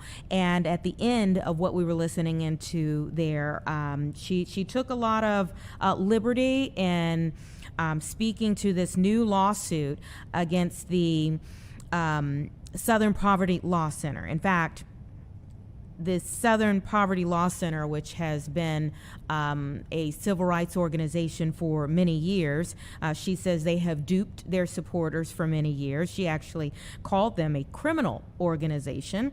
But if you're unaware of this evolving situation right now, developing situation between the Trump administration and the Southern Poverty Law Center, they've been indicted. The Southern Poverty Law Center, SPLC, has been indicted on charges related to secretly funding right-wing extremist groups that it claimed to be battling. So there was a press conference yesterday with the U.S. Attorney General Todd Blanche and also the FBI Director Kash Patel. They say that the Southern Poverty Law Center paid at least $3 million to 8 individuals, some associated with the Ku Klux Klan, the United Klans of America, the National Socialist Party of America, the Aryan Nations affiliated, Sadistic Souls Motorcycle Club, and the American Front. They're saying here that they manufactured the extremism that they purport to oppose by paying sources to stoke racial hatred. The Southern Poverty Law Center has denied these allegations vehemently. They have called them troubling, but the group's interim CEO, Brian Fair, in a statement responding to the press conference yesterday, said, "We are outraged by the false allegations levied against SPLC, an organization that for 55 years has stood as a beacon of hope, fighting white supremacy and various forms of injustice to create a multiracial democracy where we can all live and thrive."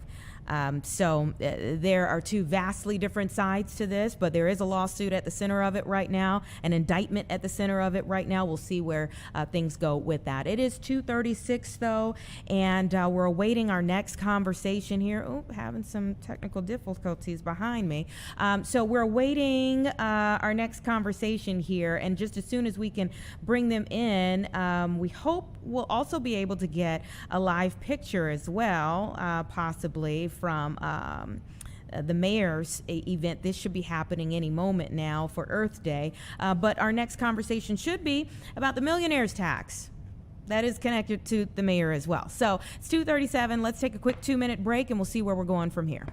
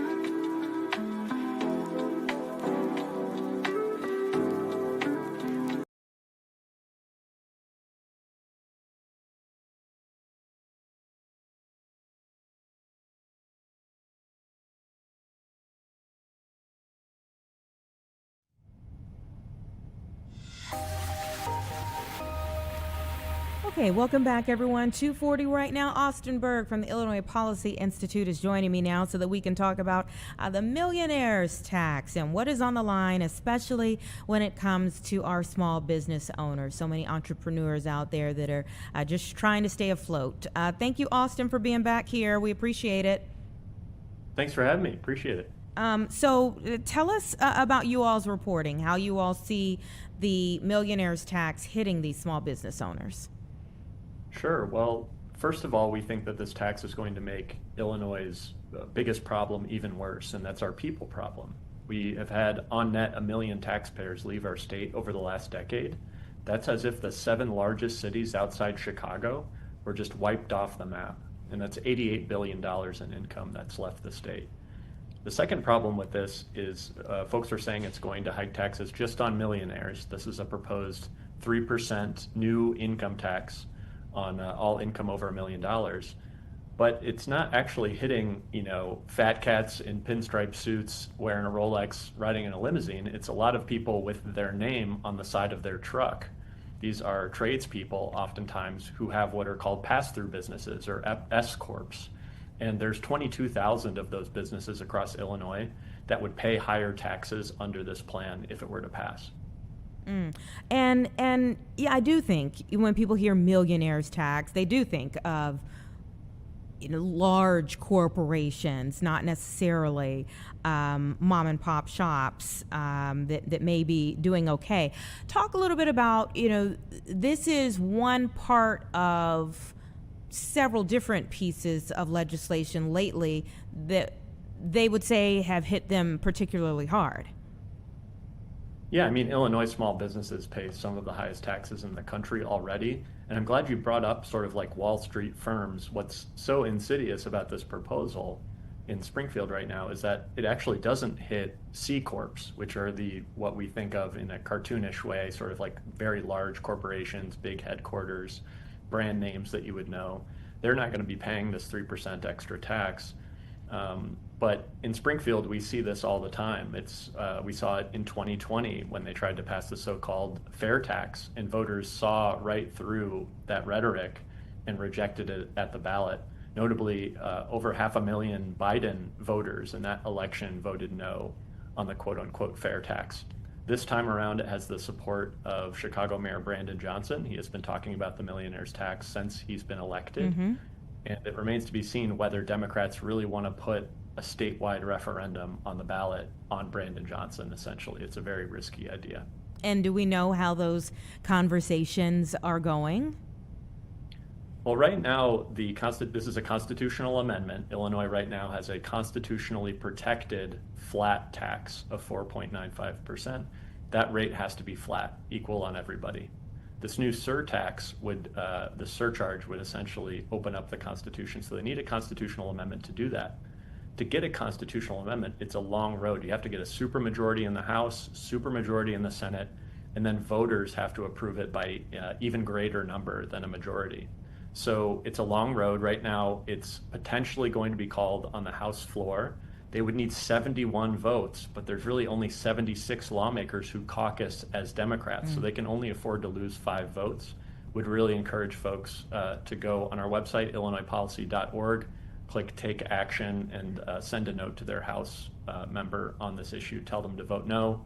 Tell them to reject Brandon Johnson's millionaires tax. And, I think the mayor talks about the fact that he's working to help working people, everyday people. I know you mentioned, people leaving the state, but there is data from like 24 to 2025 that there was a bit of a reversal with several tens of thousands of people, professionals, people in a lot of different industries that actually moved here. So how do you flesh that out between what he's saying in terms of the fact that, yeah, people are still coming here, businesses are still coming here, announcements are still being made, State Street's coming back, all of those things versus this type of announcement or conversation?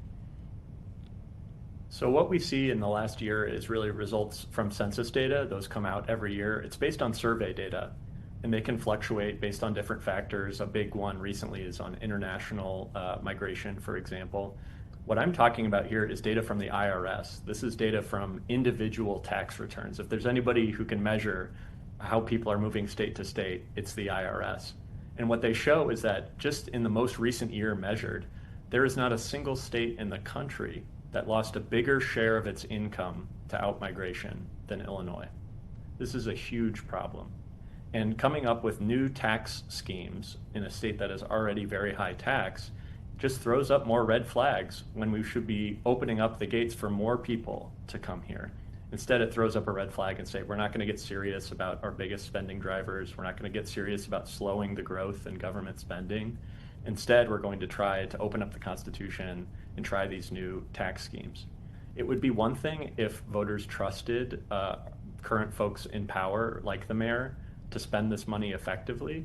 But I think what we even saw with this question on the ballot in 2020 is that Illinoisans are very, very skeptical. Illinoisans across the political spectrum are very, very skeptical of political promises when it comes to these new tax hikes.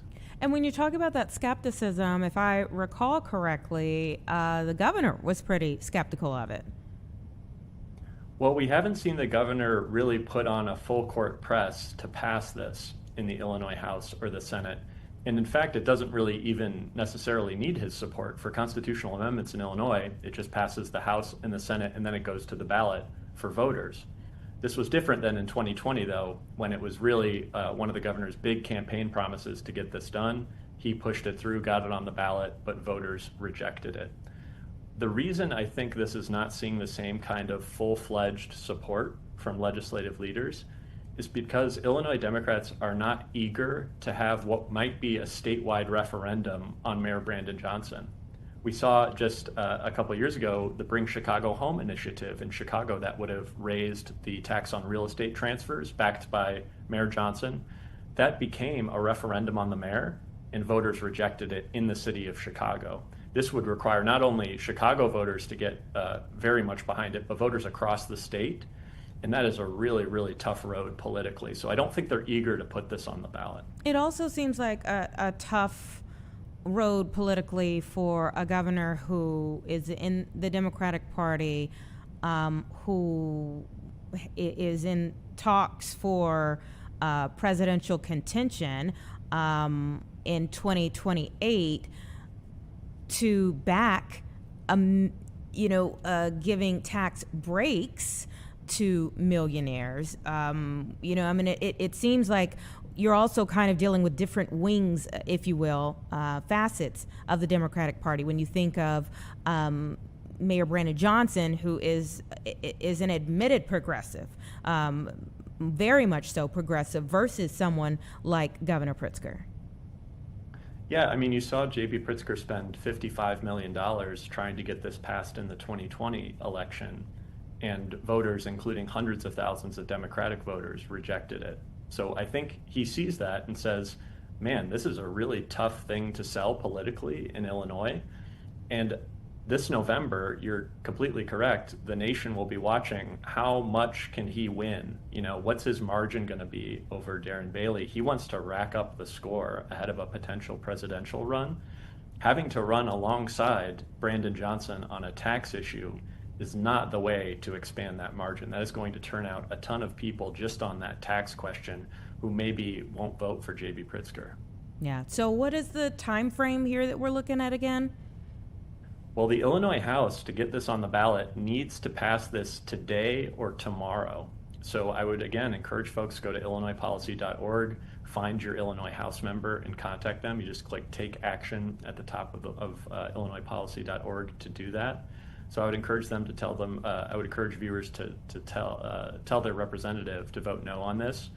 And we'll see in a couple days. I think it possibly could pass the House. I really don't think it can pass the Senate and get on the ballot. But don't take any chances. Contact your House member. Yeah, there's some ambiguity there, some wiggle room, if you will, but the timeline is super tight on this. One of the other things that you mentioned in your reporting is about Illinois having one of the highest unemployment rates in the nation and among the slowest wage growth. Why do you think we have such high unemployment rates?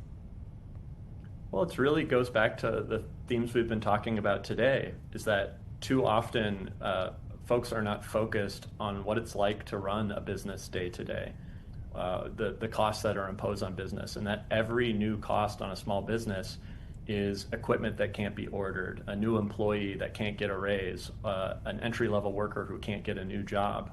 Those things really, really add up. And our lack of a fair, level playing field with competitiveness in our business climate is what really drives that high unemployment rate. Again, that's why we want more businesses to see Illinois as a great bet to plant roots. Right now, it feels too uncertain because Springfield, it seems like every other week, is coming up with a new proposal like this. Do you think that's just Illinois? It seems like people throughout the country feel very uncertain right now. Oh man, there's of course huge global uncertainty right now, no doubt, and that is affecting business decisions. But when we look at state policy, we don't look at necessarily the globe. We need to look at the other 49 states. That's who we're competing against in the U.S. Despite all of the global uncertainty, the U.S. remains probably still the best place in the entire world to invest and to grow businesses. So in that, how do we compete with the 49 other states? It is not through new tax schemes like this. And of course, the mayor's last big fight, which was over the gradual raise for tipped workers, I mean, that came at a huge fight. But maybe he's feeling like he's making some headway here in his agenda. I mean, he vetoed what came under him, and there was not a supermajority to overturn his veto. So I would think, if I'm the person who is making that fight, and it was a tough fight, and I essentially win the fight in the end, then I'm thinking my agenda is working in this state, and more people need to get on board with it. I think there's a big mismatch there between rhetoric and results. And when we look at service sector jobs in restaurants and hospitality in Chicago, it has been really bleak over the last couple of years. And a lot of restaurant owners attribute that to Brandon Johnson's, I believe it's called One Fair Wage ordinance. And indeed, I believe over 30 of the 50 city council members voted against that, tried to repeal it, or at least put a pause on it to assess kind of where the city was at. Could it continue to afford this? Could its small businesses afford this? But they couldn't get quite to that supermajority threshold. But again, the rhetoric there is, hey, I'm fighting for low-income workers, but the results are fewer jobs for low-income workers, or fewer jobs for middle-class workers too in that sector in the city of Chicago. Because effectively what it does is that while some workers will get a very marginal improvement in their wage, it really pulls up the ladder on the next generation and on those entry-level jobs, so folks can't really grasp it. And that's what we're seeing in the jobs data. Same thing with this millionaires tax. It might feel popular in the moment to say, yeah, let's tax millionaires in Illinois more, but look under the hood. The group leaving the state the fastest in Illinois is folks making over $200,000, the highest income bracket measured by the IRS in this data. For every one person we get in our state making that amount, 2 leave. So I'm not asking folks to shed a tear for a business that's able to make $1 million in a year, or even an individual that's able to do that. But we have to recognize that that rhetoric creates poor results for the state in the form of people leaving. It is interesting. There are so many different aspects of it, because again, that one fight goes to the heart of, well, both of these fights go to the heart of the fact that there are so many different things that are hitting these business owners, and especially for many that are struggling coming out of COVID, still 6 years out of COVID, they're still struggling to really get back on their feet, get their grip on things and move forward. That's right. And actually, since the pandemic, virtually all of the new jobs growth in Illinois and all the jobs growth in Cook County has come from businesses with fewer than 20 employees, small businesses. It wasn't coming from, the guys with huge ribbon cutting ceremonies, right? Or big fancy skyscrapers. It was coming from really those mom and pop shops, really hardworking blue collar type businesses. Those are creating all of the new jobs in our state. So every bit that's taken away from them is something that's taken away from workers as well. Well, we'll see what happens with the millionaires tax. That'll be a big talker once a decision is made. So thank you so much for your reporting and your conversation today. And now we all kind of brace ourselves for whatever the decision will be, either side. Thank you. Appreciate it. Okay. Everyone, it's about 2:56 right now. We're going to take a 2-minute break in just a moment here. Then we're going to get into our 3 o'clock discussions. I'll set you up for where we're going in the 3 o'clock hour. We have some pretty interesting things lined up for it. Plus, we'll be bringing in a few of our own. So give us 2 minutes. We'll be back to press forward.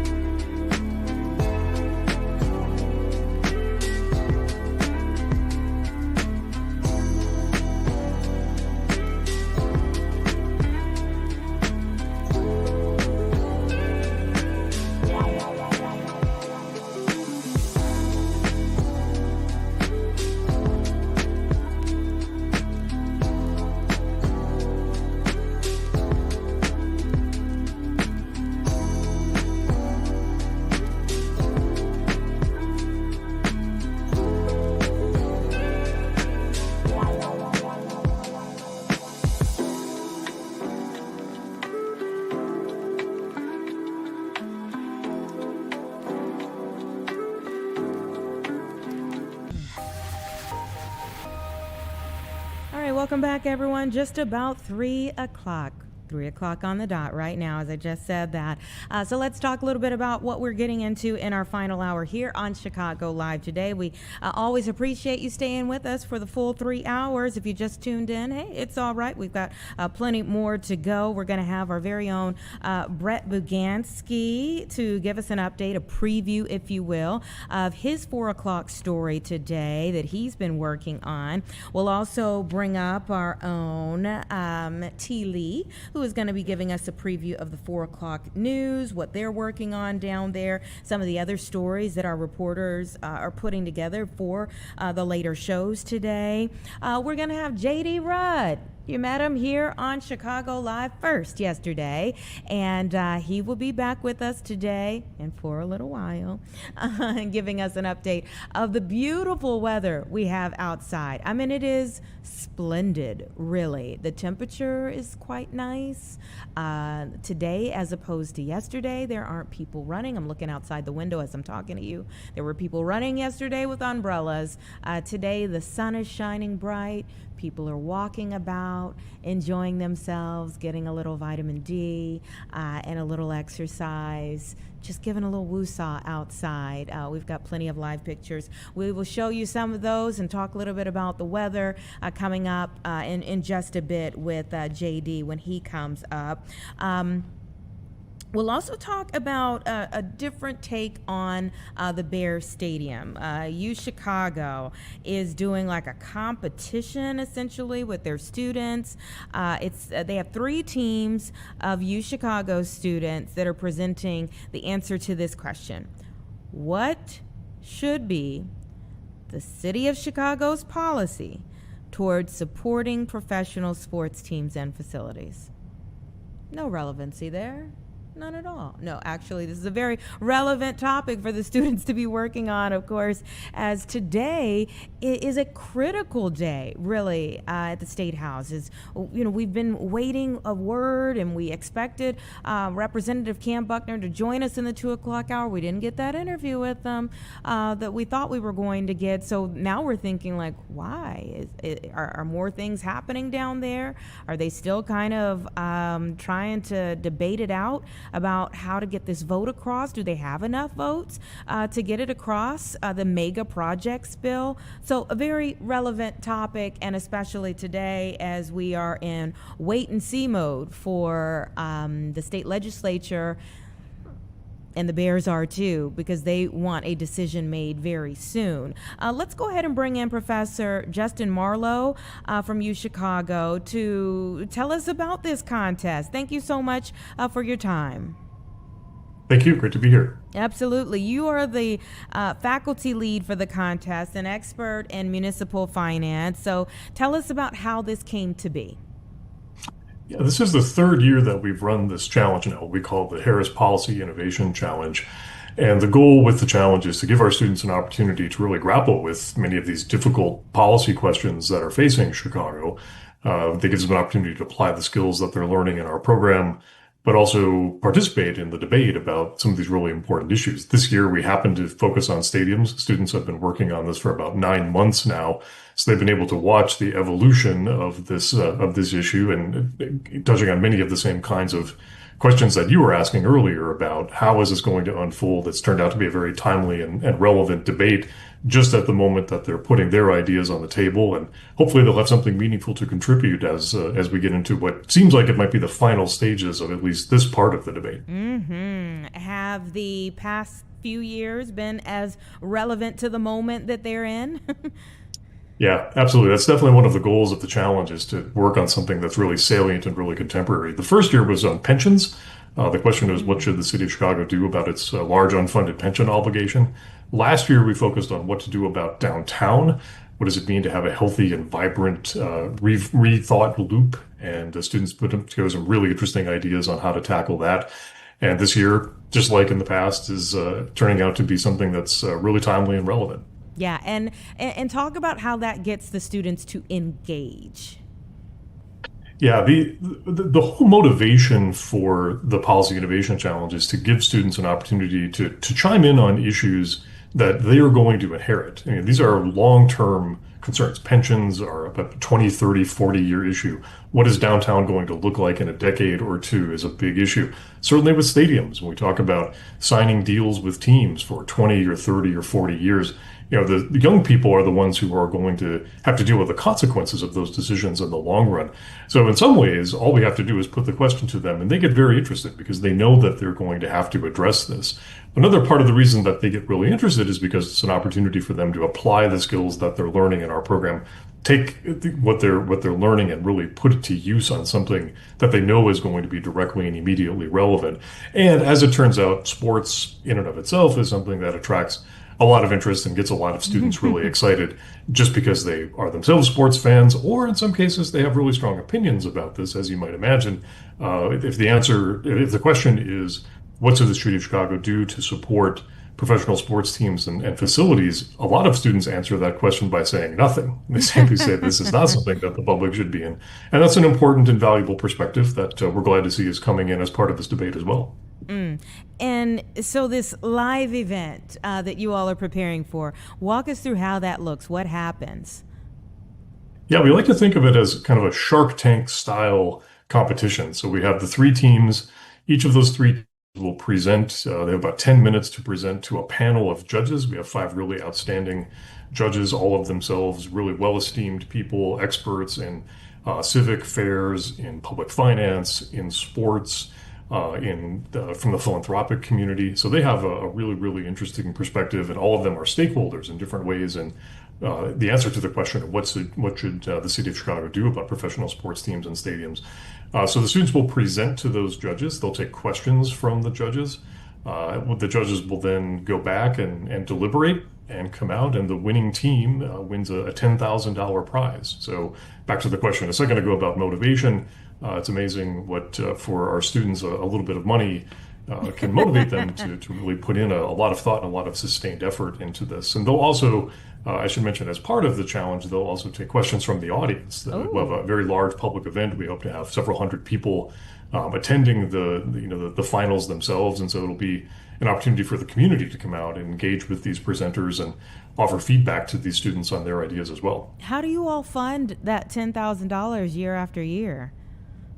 We're really fortunate. We have some really committed alumni who themselves just love the idea that our students have an opportunity to apply the skills that they're learning in the program. Our program is transformative for them in their own careers and in their own lives. And for them, it's an opportunity to give something back and make sure that this opportunity is available for our students in the future.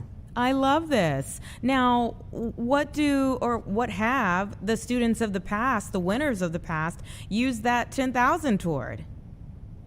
That's a good question. I mean, they're graduate students, and so they have rent and meals and job hunts and things that they have to worry about. I suspect it's a lot of that. But for them, the real reward is the opportunity, to engage with this issue over a long period of time, to really grapple with something that's a thorny, challenging question for which there's really no correct answer, or at least no single correct answer. So for them, it's an opportunity really to go into the practice of public policy and the practice of developing public policy. It's also been very rewarding for them in that they've been able to continue to participate in the debate. So the winning teams have engaged with all kinds of community stakeholders. They've engaged with developers. They've engaged with the city itself. So for the winning team, it's not just about the prize money. It's about the opportunity to really engage with high-level policymakers and make sure that their ideas have an opportunity to be heard and in some cases potentially even put into practice. So when you talk about putting things into practice, you all have listed a few of the ideas that came up in this year's cycle. Can we go over a few of these? Of course. Yeah, we like to think that there's sort of three proposals, and they're all very different. We like to think of one as what we might call the public partnership model. So one of the teams is proposing that the city of Chicago should continue to allow for public investment in professional sports facilities. But if they do, then the public should be able to enjoy in the upside benefit of that. So they're proposing that essentially any public support, any taxpayer support for public facilities for sports stadiums should then require that the public is a part owner, to take an ownership stake in the teams, which is a model that we see in other parts of the world. It would be new to Chicago, but it's definitely an interesting and provocative approach to the subject. The second team is proposing a model that would allow for public financing of stadiums, but with a lot more restrictions and constraints than what are currently in place. So that group is proposing that there be all kinds of additional review on the facility, make sure that it is LEED certified, make sure that there's really strict rules on it delivering the economic benefits that it's supposed to deliver in terms of jobs created and capital investment and the kinds of things that you hope to see from stadiums. So that would propose essentially putting some more constraints in place to make sure that the benefits to the public actually materialize. And then the third group is proposing something quite different, which is essentially what we might call the kind of skeptical model. They're not necessarily opposed to public financing of stadiums, but they want to put it to a referendum. They want to put it to a public vote. So that group is essentially proposing anytime a team comes to the city asking for this kind of support, that it go to a ballot initiative and that voters have a say, which again is a thing that has happened in other places. It would be new to Chicago, and there's an interesting track record that they talk a lot about in their proposal. So all three of them are proposing, very different approaches, things that could work potentially here in Chicago, but it's definitely fresh thinking, and we'll get people talking, which is a big part of the goal of the Innovation Challenge. Now, can they tweak their proposals right up until the very last minute, i.e., what if we hear something from the legislature in the next hour or two? Can they go in and, Yeah, the short answer is no, and for exactly that reason. Again, they've been working on this for a long time now. They've been working on this for about 9 months, and so it's been quite a journey. And all of the teams. I should mention that the three finalist teams that we'll hear from tomorrow are three of about 20 different teams who participated in the challenge. So we had many students work on this throughout the entire academic year.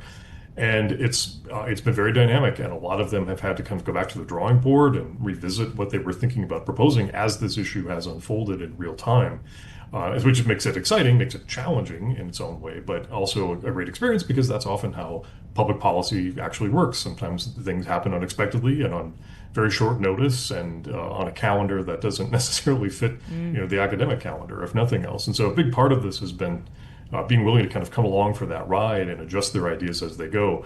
But we did stipulate that for the teams, once they made their proposal, they had to be willing to stick with their proposal just so that we could make our job of evaluating those proposals a little bit easier. It is worth mentioning that one of the groups, in the spirit of what you just said, one of the proposals that one of the groups made, which again they put forward almost a month and a half ago at this point, one of those proposals actually looks quite a bit like what we're starting now to hear coming out of Springfield. So it'll be very interesting to see how that group presents their proposal tomorrow, because it's that some of the ideas that they put forward really do seem to be getting some traction.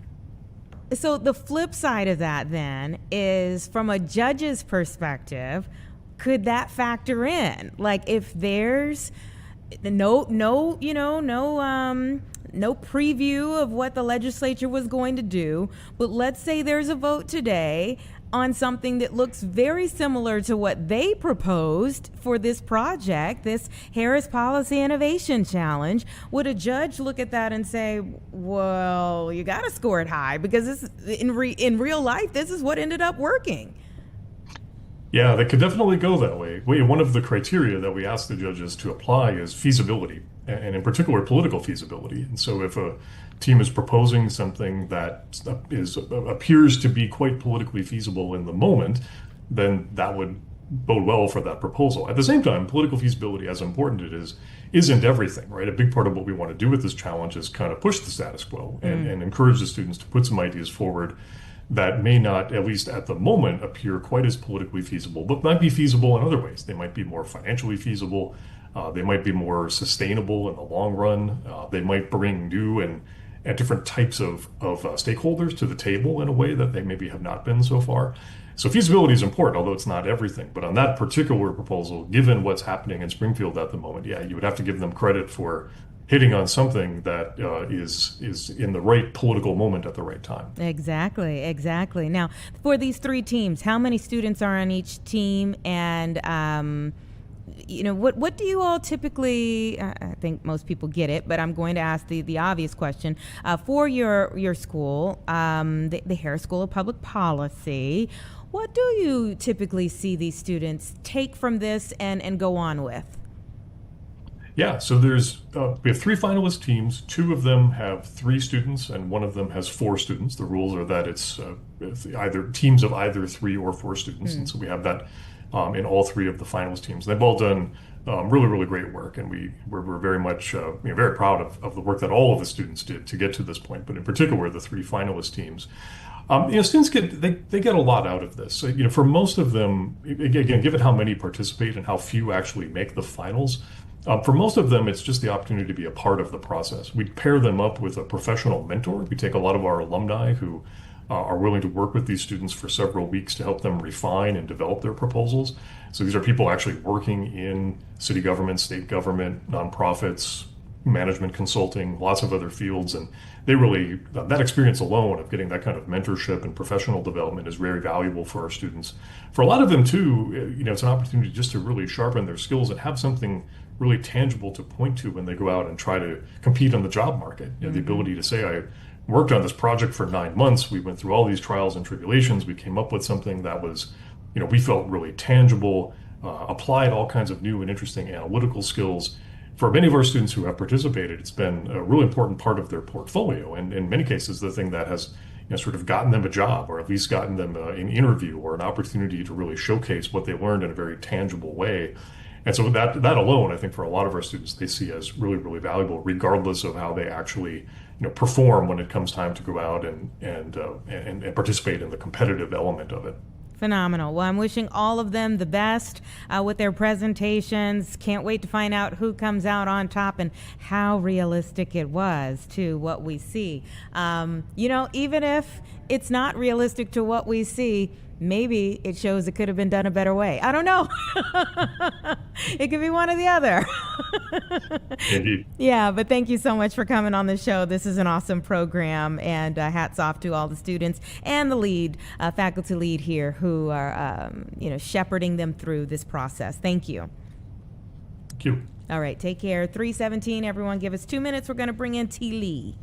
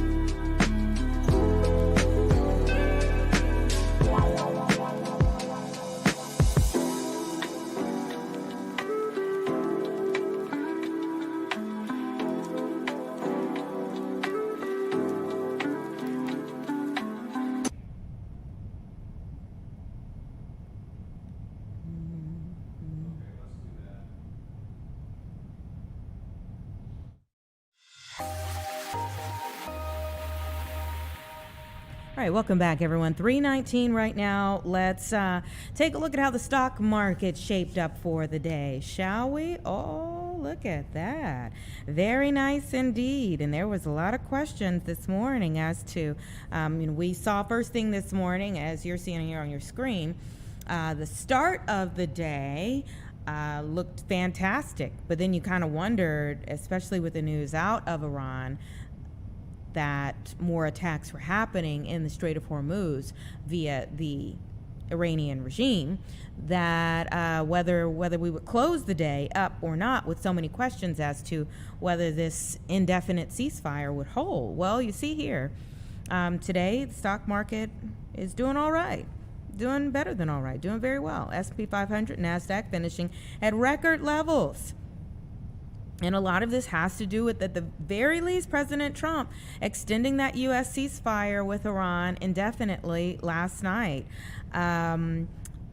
There's some information out here. The S&P 500 erased all of its Iran war losses last week. The Dow Jones Industrial Average advanced, as you're seeing right here, over 340 points today as well. President Trump extending this 2-week ceasefire and saying that it was warranted due to Tehran's seriously fractured government. But again, we did see some more movement today, so there was a big question as to whether that would be an immediate reflection on the stock market here. President Trump said in a Truth Social post, based on the fact that the government of Iran is seriously fractured, not unexpectedly so, and upon the request of Field Marshal Asim Munir and Prime Minister Shehbaz Sharif of Pakistan, we have been asked to hold our attack on the country of Iran until such time as their leaders and representatives can come up with a unified proposal. Again, that was before we started to see more attacks happen in the Strait of Hormuz. And in fact, in that same time period, again, before a new round of attacks, 3 attacks in the Strait of Hormuz today, Vice President J.D. Vance's trip for peace talks was canceled or postponed indefinitely as well. So a lot of this is still kind of dicey. A lot of this is still kind of up in the air. I mean, such is war. But Iranian state media reporting that negotiators from Tehran said they would not appear as talks with the U.S. were a waste of time. That's coming from the vice president.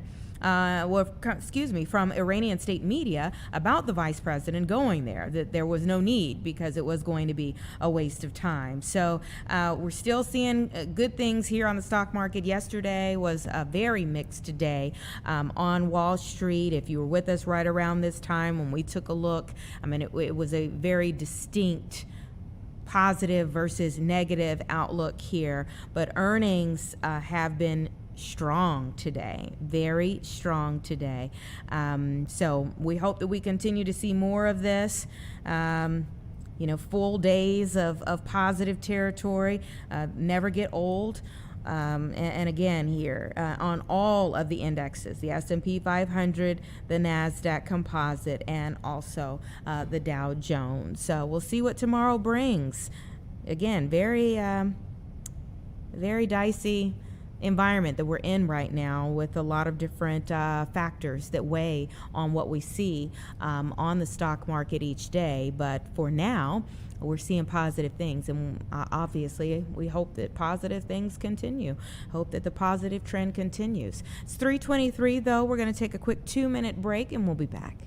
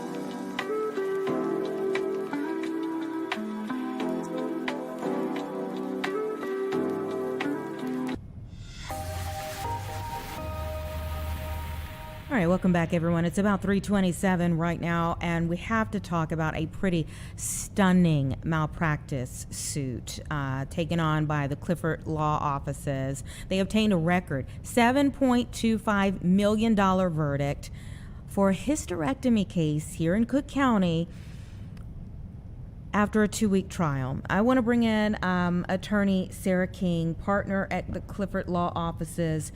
This announcement is coming at the same time as we're in the midst of National Infertility Week. Can you give us the background of this case? Yeah, hi Anita, nice to be with you today. Thanks for having me on. So this case involved a young woman, she was 32 at the time, who had an unplanned C-section. During the C-section, the providers that were performing the C-section were negligent in the way they performed it. They cut something that shouldn't have been cut, and she went on to have a serious postpartum hemorrhage and signs of that while she was in the PACU that were not responded to appropriately despite protocols from the hospital. So unfortunately that ended in her having a hysterectomy with her ovary and cervix removed, which obviously had lasting consequences for her. She could not have any more children, and that changed the course of her and her husband's life. How devastating has this been? I mean, we always hear about like advocating for ourselves, especially as women, pain tolerance and how that can be misperceived in medical settings. But how was this for her to go through this? Yeah, you're exactly right. This was incredibly devastating and traumatizing. She woke up in the ICU intubated, and, that's the way she ended up meeting her daughter. And obviously that's not what she envisioned. But you're also exactly right. Like, maternal morbidities are something that we need to focus on more. And, after you have a baby, everyone's excited about the baby, but we still need to focus on mom. And this is something very near and dear to my heart, especially when the consequences are infertility for the rest of her life. That's something I myself struggled with.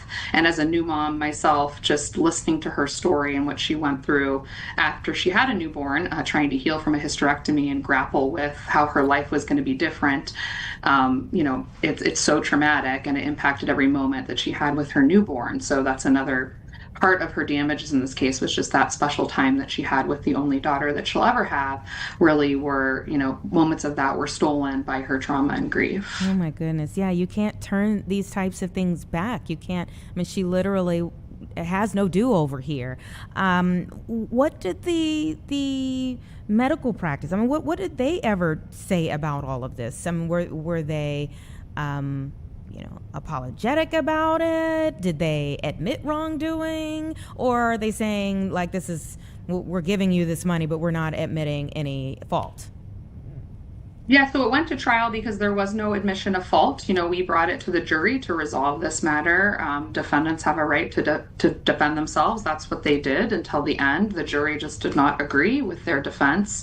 And essentially, that is why the verdict was in our favor. They had their defenses, but essentially the jury could not get over the fact that there were established protocols and policies in place at the hospital that were not followed. And I think that this was a message to our community that those policies are in place for a reason, and people deserve standard medical care and guideline-directed medical care. And when it doesn't happen, there needs to be accountability for that. And that's exactly what the jury did here. Yeah, when I was reading through this, so a part of the issue was like shift change. Can you explain that? Yeah, that was an interesting part of this. So during the C-section itself, which was being performed by a resident and a fellow, there was a shift change. They'd never done that before, actually, the two providers. So in the middle of the C-section, a baby had been delivered, the uterine incision was closed, but the abdomen was still open, and they handed off to another resident and fellow that took over. Obviously, the patient wasn't aware that this happened, and we believe that it's one of the reasons that the injury that occurred during the C-section went unnoticed and unrepaired. And obviously that's an issue when you don't have a continuity of care. She was also very high risk during the C-section itself. She had already had some bleeding, so she just was not the type of patient that you hand off in the middle of a surgery to another team. That is horrible and so frightening. I mean, what message do you want to send to other women, other families out there? What can we do? I mean, what what questions do you ask? What do you insist upon? I mean, like having a continuity of doctors who are splitting you open should not be something you have to demand. But like, what should we be doing? Yeah, that's a great question. Well, I think you said it earlier in the interview, advocacy for yourself is a big part of this, or your partner that's there with you advocating for you. You really do have to ask these questions. You don't think you do, but are you going to be my surgeon for the entire procedure? Are you going to be assisted by anybody who's a doctor in training, right? When you go to teaching institutions, that's assumed, but you want to understand who's the attending in a room, who is the resident in the room, and are they going to be there the whole time? And so as a patient, you have the right to ask those questions. You have a right to those kind of answers, and before you go into a surgery. And I think that you should ask those questions, knowing that something like this can happen. And what was going through your mind when this case came to you all? Well, this case was really, like I said, very close to home for me as a new mom. But also Haley, my client, is my age. We're the exact same age. So throughout the years together working on this case, I just could see everything that she was going through every time we talked. And she had just, been at the playground and somebody had asked her like, oh, is that your oldest child? And she had to say like, no, it's my only child. I can't have any more children. And then, it just opens up the wound. So I just really wanted to achieve justice for this family. I felt very strongly about it, and I was able to do that with my team, my trial partners, Dave Jasinski and Devin Piper, and the whole team at Clifford Law Office. We couldn't have done without them. So I'm just happy we were able to do that. We can obviously never bring back what she lost, but I think that this is a full, fair justice for the family that will allow them to move forward. Yeah. How do you put a number on that type of loss? Well, that's what the jury's for. It's amazing in this country, day in and day out, 12 people sit down and unanimously agree on things, including how do we value things like loss of a normal life, loss of the ability to have children, loss of this, the way that your family should have looked, but for somebody's negligence. And I think they did an incredible job at that. Our jury was just so dedicated. They were there every day on time, taking notes in a very complex case, and were able to sit together and really make some decisions about how do we fairly and fully compensate this family. And I think it's just incredible that they were able to do that.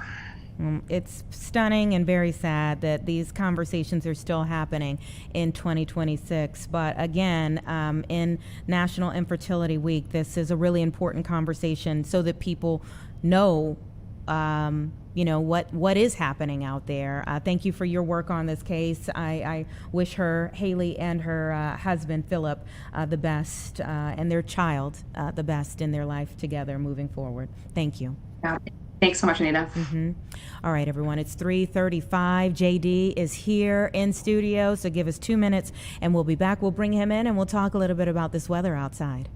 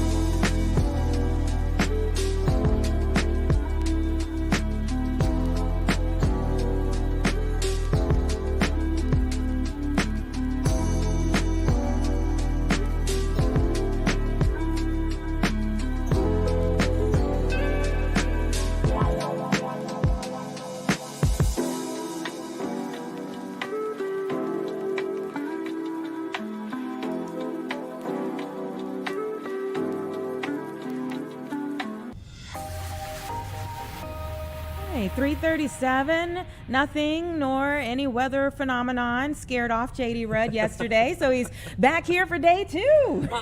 I have no choice. Emily is out. She's going to have that baby, so I'm going to be here. So we're still on baby watch for Emily at this point in time. We're on baby watch, anxiously anticipating the little arrival very soon. And are we anticipating any more storms for our area or rain? Not today.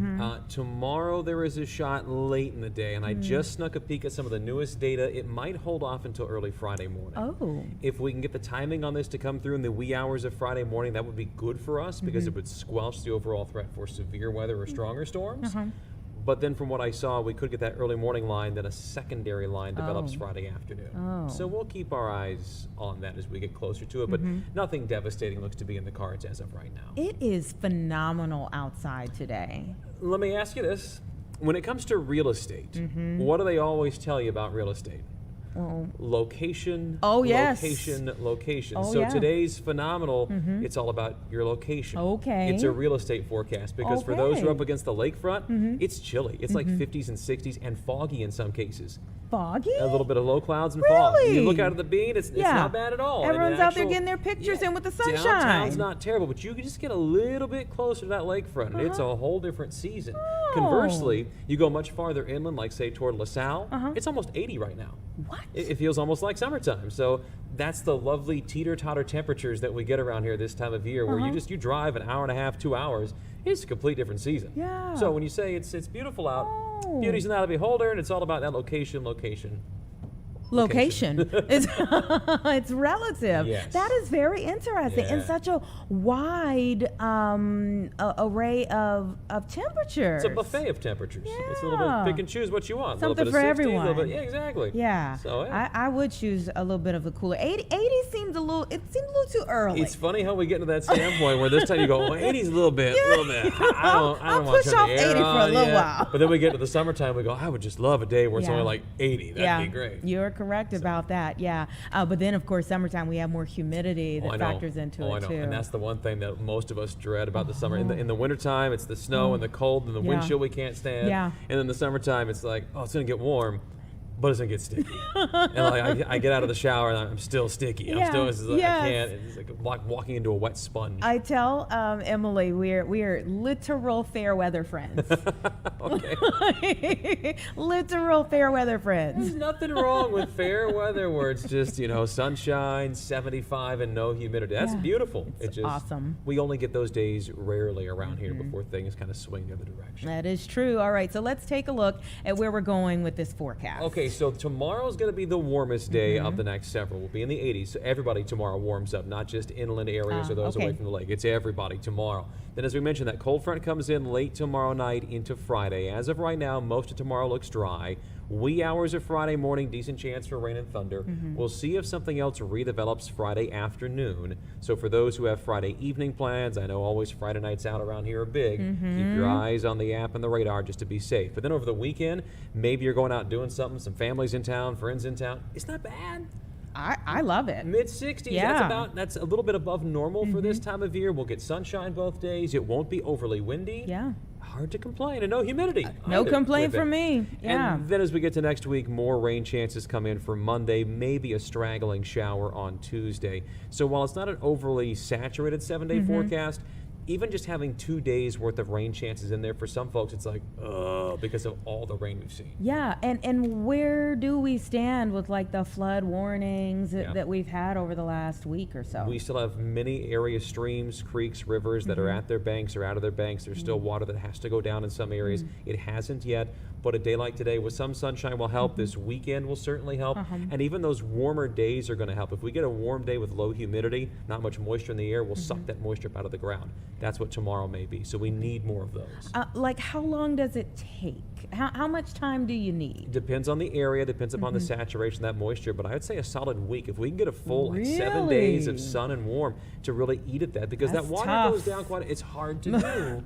So anytime we can hold off this moisture for as long as we can, that's only going to help us out. So 2 chances in the forecast is better than 5 or 6 chances, but still for some folks they're going, oh my gosh, I don't need any more water. Yeah, and on conversely, because we're seeing all of this saturation right now, will that actually translate into help come summertime? It might, but if we get enough of those warm, dry days to suck that moisture out of the ground, no. Okay. And the one thing that I'm concerned about too, and I mentioned this yesterday, you're going to see a lot of green lawns. That's great, but the weeds are going to pop up, and in that standing water, the bugs. Oh yeah. The mosquitoes. They're going to be everywhere, and that's going to be no fun when we start getting outside. Get rid of that standing water, everyone. Yes. Thank you so much for coming up. We appreciate it. We're going to let you get down to. We can't let you be late to the 4 o'clock show on your second day. If I am here on Chicago Live, I am here on Chicago Live, and I don't have to go nowhere. What are they going to do? Come get you. Probably. Probably. Thank you so much. We appreciate it. We'll see you at 4, everyone. Give us 2 minutes, and we'll be right back.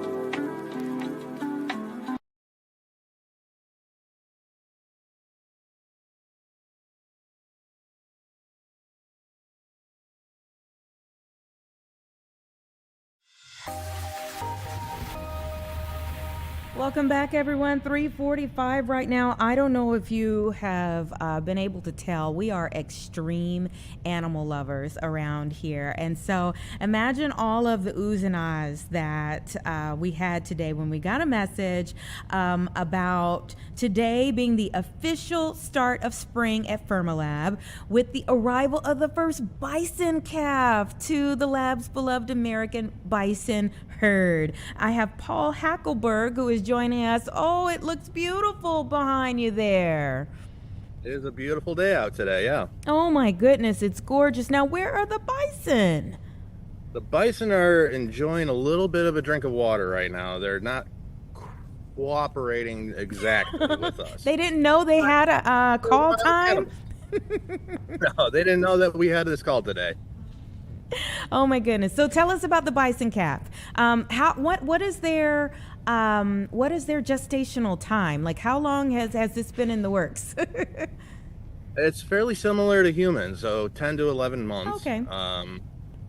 And we also don't exactly know. We don't keep good track of when they are going to have a baby because we don't know.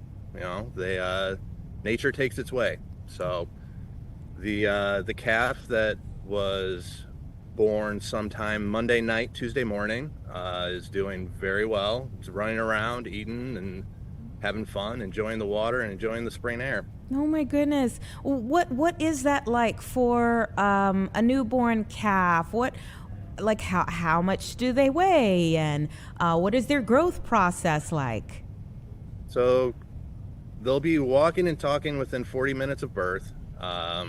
After that, they typically go from 40 to 55 pounds at birth. So they're large babies, but mom is also 2,000 pounds. Oh my gosh. They'll get big in a hurry too. In about 10 months time, they'll already be a 200, 300 pound animal. Wow. That really is amazing. What is it like for you to watch? Oh, it's amazing. It's so much fun.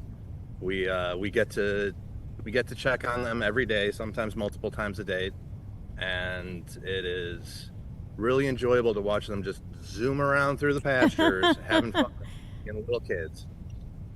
Now, I was watching a video again. I did before when I was introing you, I did say we are extreme animal lovers. So I was watching a video of a newborn elephant earlier today. I was watching as it's like trying to learn how to walk. Like it's got these big feet and it's kind of stumbling all over the place. Do bison have that same kind of impediment to begin with?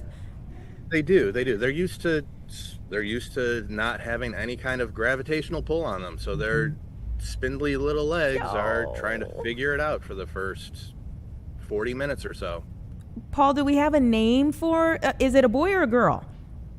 That we don't know. Mom's being a little bit particular right now, not letting us get too.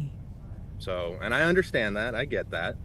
But no, we don't name the animals here. Oh, do they get like a number? They do, yeah. We use a numbering system just to keep track of the cows and any other animals that we'll keep throughout the years. Mm-hmm. So what number is this one? 1. 1? Yep. First one gets to number 1. Okay. Well, yeah. All right. First one born out there. So talk about Fermilab. I mean, people will hear the title and wonder immediately, like, what do they do? Well, we are first and foremost a physics laboratory. That being said, we also are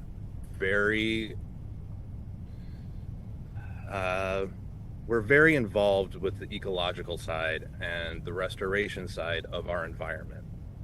Going from there makes a perfect leap to having the bison right back here. The Fermilab being a frontier for science, and then having bison, a frontier animal from the prairie, back into nature. So was it a natural reproductive effort there, or is the lab setting how we got here? I'm not sure I understand the question. Meaning, did you have 2 bison mate for this birth that we have now? I mean, again, people will hear lab and they'll wonder, was this like a lab test that ended up with a calf? No, I understand. No, it was not a lab development. It was a natural process. Originally, back in 1969, our first director, Robert Wilson, he wanted to bring bison back into the prairie, back into the prairie state. And so he had a small herd at the time be brought in. They were 100% American bison, and we have grown since then. Love it. And how many do you have out there now? Right now we have 30. So Wow. that's 23 moms, 4 yearlings from last year, 2 bulls, and now 1 brand new baby calf. No, we've got to learn them all. The mom, dad, and all of the aunts and uncles and cousins out there too. Well, do they have a sibling from the same mom? Not that I'm aware of at the moment. Typically there's only 1 calf per cow. So. But did this particular cow have one in a different year? Yes, she has. She's given birth before. Mm-hmm. That particular yearling has been sold. There is a silent auction process that we do every year, and from there, it's just what happens. We have the auction after we do an inoculation. We make sure that everybody's healthy, and it's open to the public. Now, when you speak of being open to the public, are there like some cameras out there so we can be nosy? There is. We have a 24-hour, 7-day-a-week live feed that you can access, and it will. Again, the bison might not be cooperating. They might not be in camera sight at that moment, but it is available. It's just one view? To that, I believe that multiple views. You can turn it through the system. Honestly, I haven't used it because I get to be out here. You have no need. Right, I get it. The rest of us will try to figure it out ourselves. It's like watching the eagles now that they have their little eaglets, and we like to be nosy and watch them grow. Yep. So if you want to access the camera, it's at the Fermilab website, fnal.gov. Okay, all right. And do you all have visits out there? It's open during business hours. You can come, you can drive, you can get out of your vehicle and come up to the fence, but not through the fence. And you can visit them as much as you want. I do think that, people, we naturally have a wonder when it comes to these massive animals. But how do you teach people about having a healthy respect for these massive animals? That's a very tough question, and it's a hard thing to get people to understand that just because they're big and fluffy and adorable, they are still 2,000 pounds, sometimes more, and a lot of it just has to come down to common sense. We also do have a fence system here to keep people away from the animals. It won't keep the animals away from you. Gotcha. Duly noted. Yeah. And for those of you all who work out there, I mean, what kind of temperament do bison typically have? They are very interesting animals. They're driven by their stomachs. So if they have food in front of them or water in front of them, they'll leave you alone. Well, we certainly hope that that our new number one child is going to be healthy for many years to come. Wish you all the best. Thank you for giving us something to ogle over, a new little birth to ogle over. Thank you, and I hope that people will come out or view online. But if they come out, be respectful when they do. Absolutely. And remember that you'll need a real ID. It is a government facility. Aha, very good catch there. Okay. All right. Interesting. Thank you so much, Paul. Great chatting with you. Thanks, Anita. It was a pleasure. I wish we could have queued up like Home on the Range. That would be perfect. It feels like it's necessary right now, but you have a wonderful day. Thank you. All right, everyone. It's about 3:56. We are going to take a quick 2-minute break, and then we'll be back to close out the show for the day.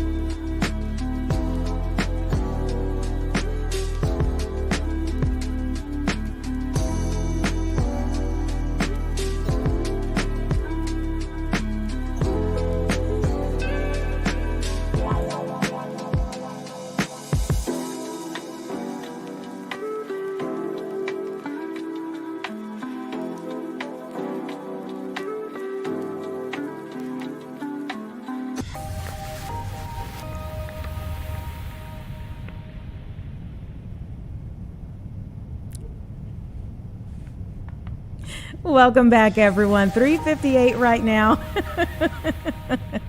And we are getting ready to head out of here and turn it over to the 4 o'clock show. Listen, we were thinking we were going to get Representative Cam Buckner to talk about this bill down in Springfield that he's trying to bring forth for a vote today on the mega projects bill. And we couldn't during the 2 o'clock hour, but it appears he is speaking on the floor right now. So when we get to the 4 o'clock show here in about 15 seconds, they're going to take you live into that room. Let's see if we get a vote that we can talk about tomorrow.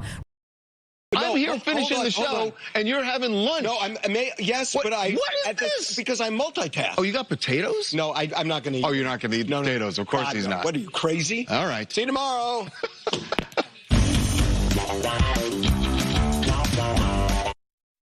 Live from Chicago, this is Fox 32 News at 4.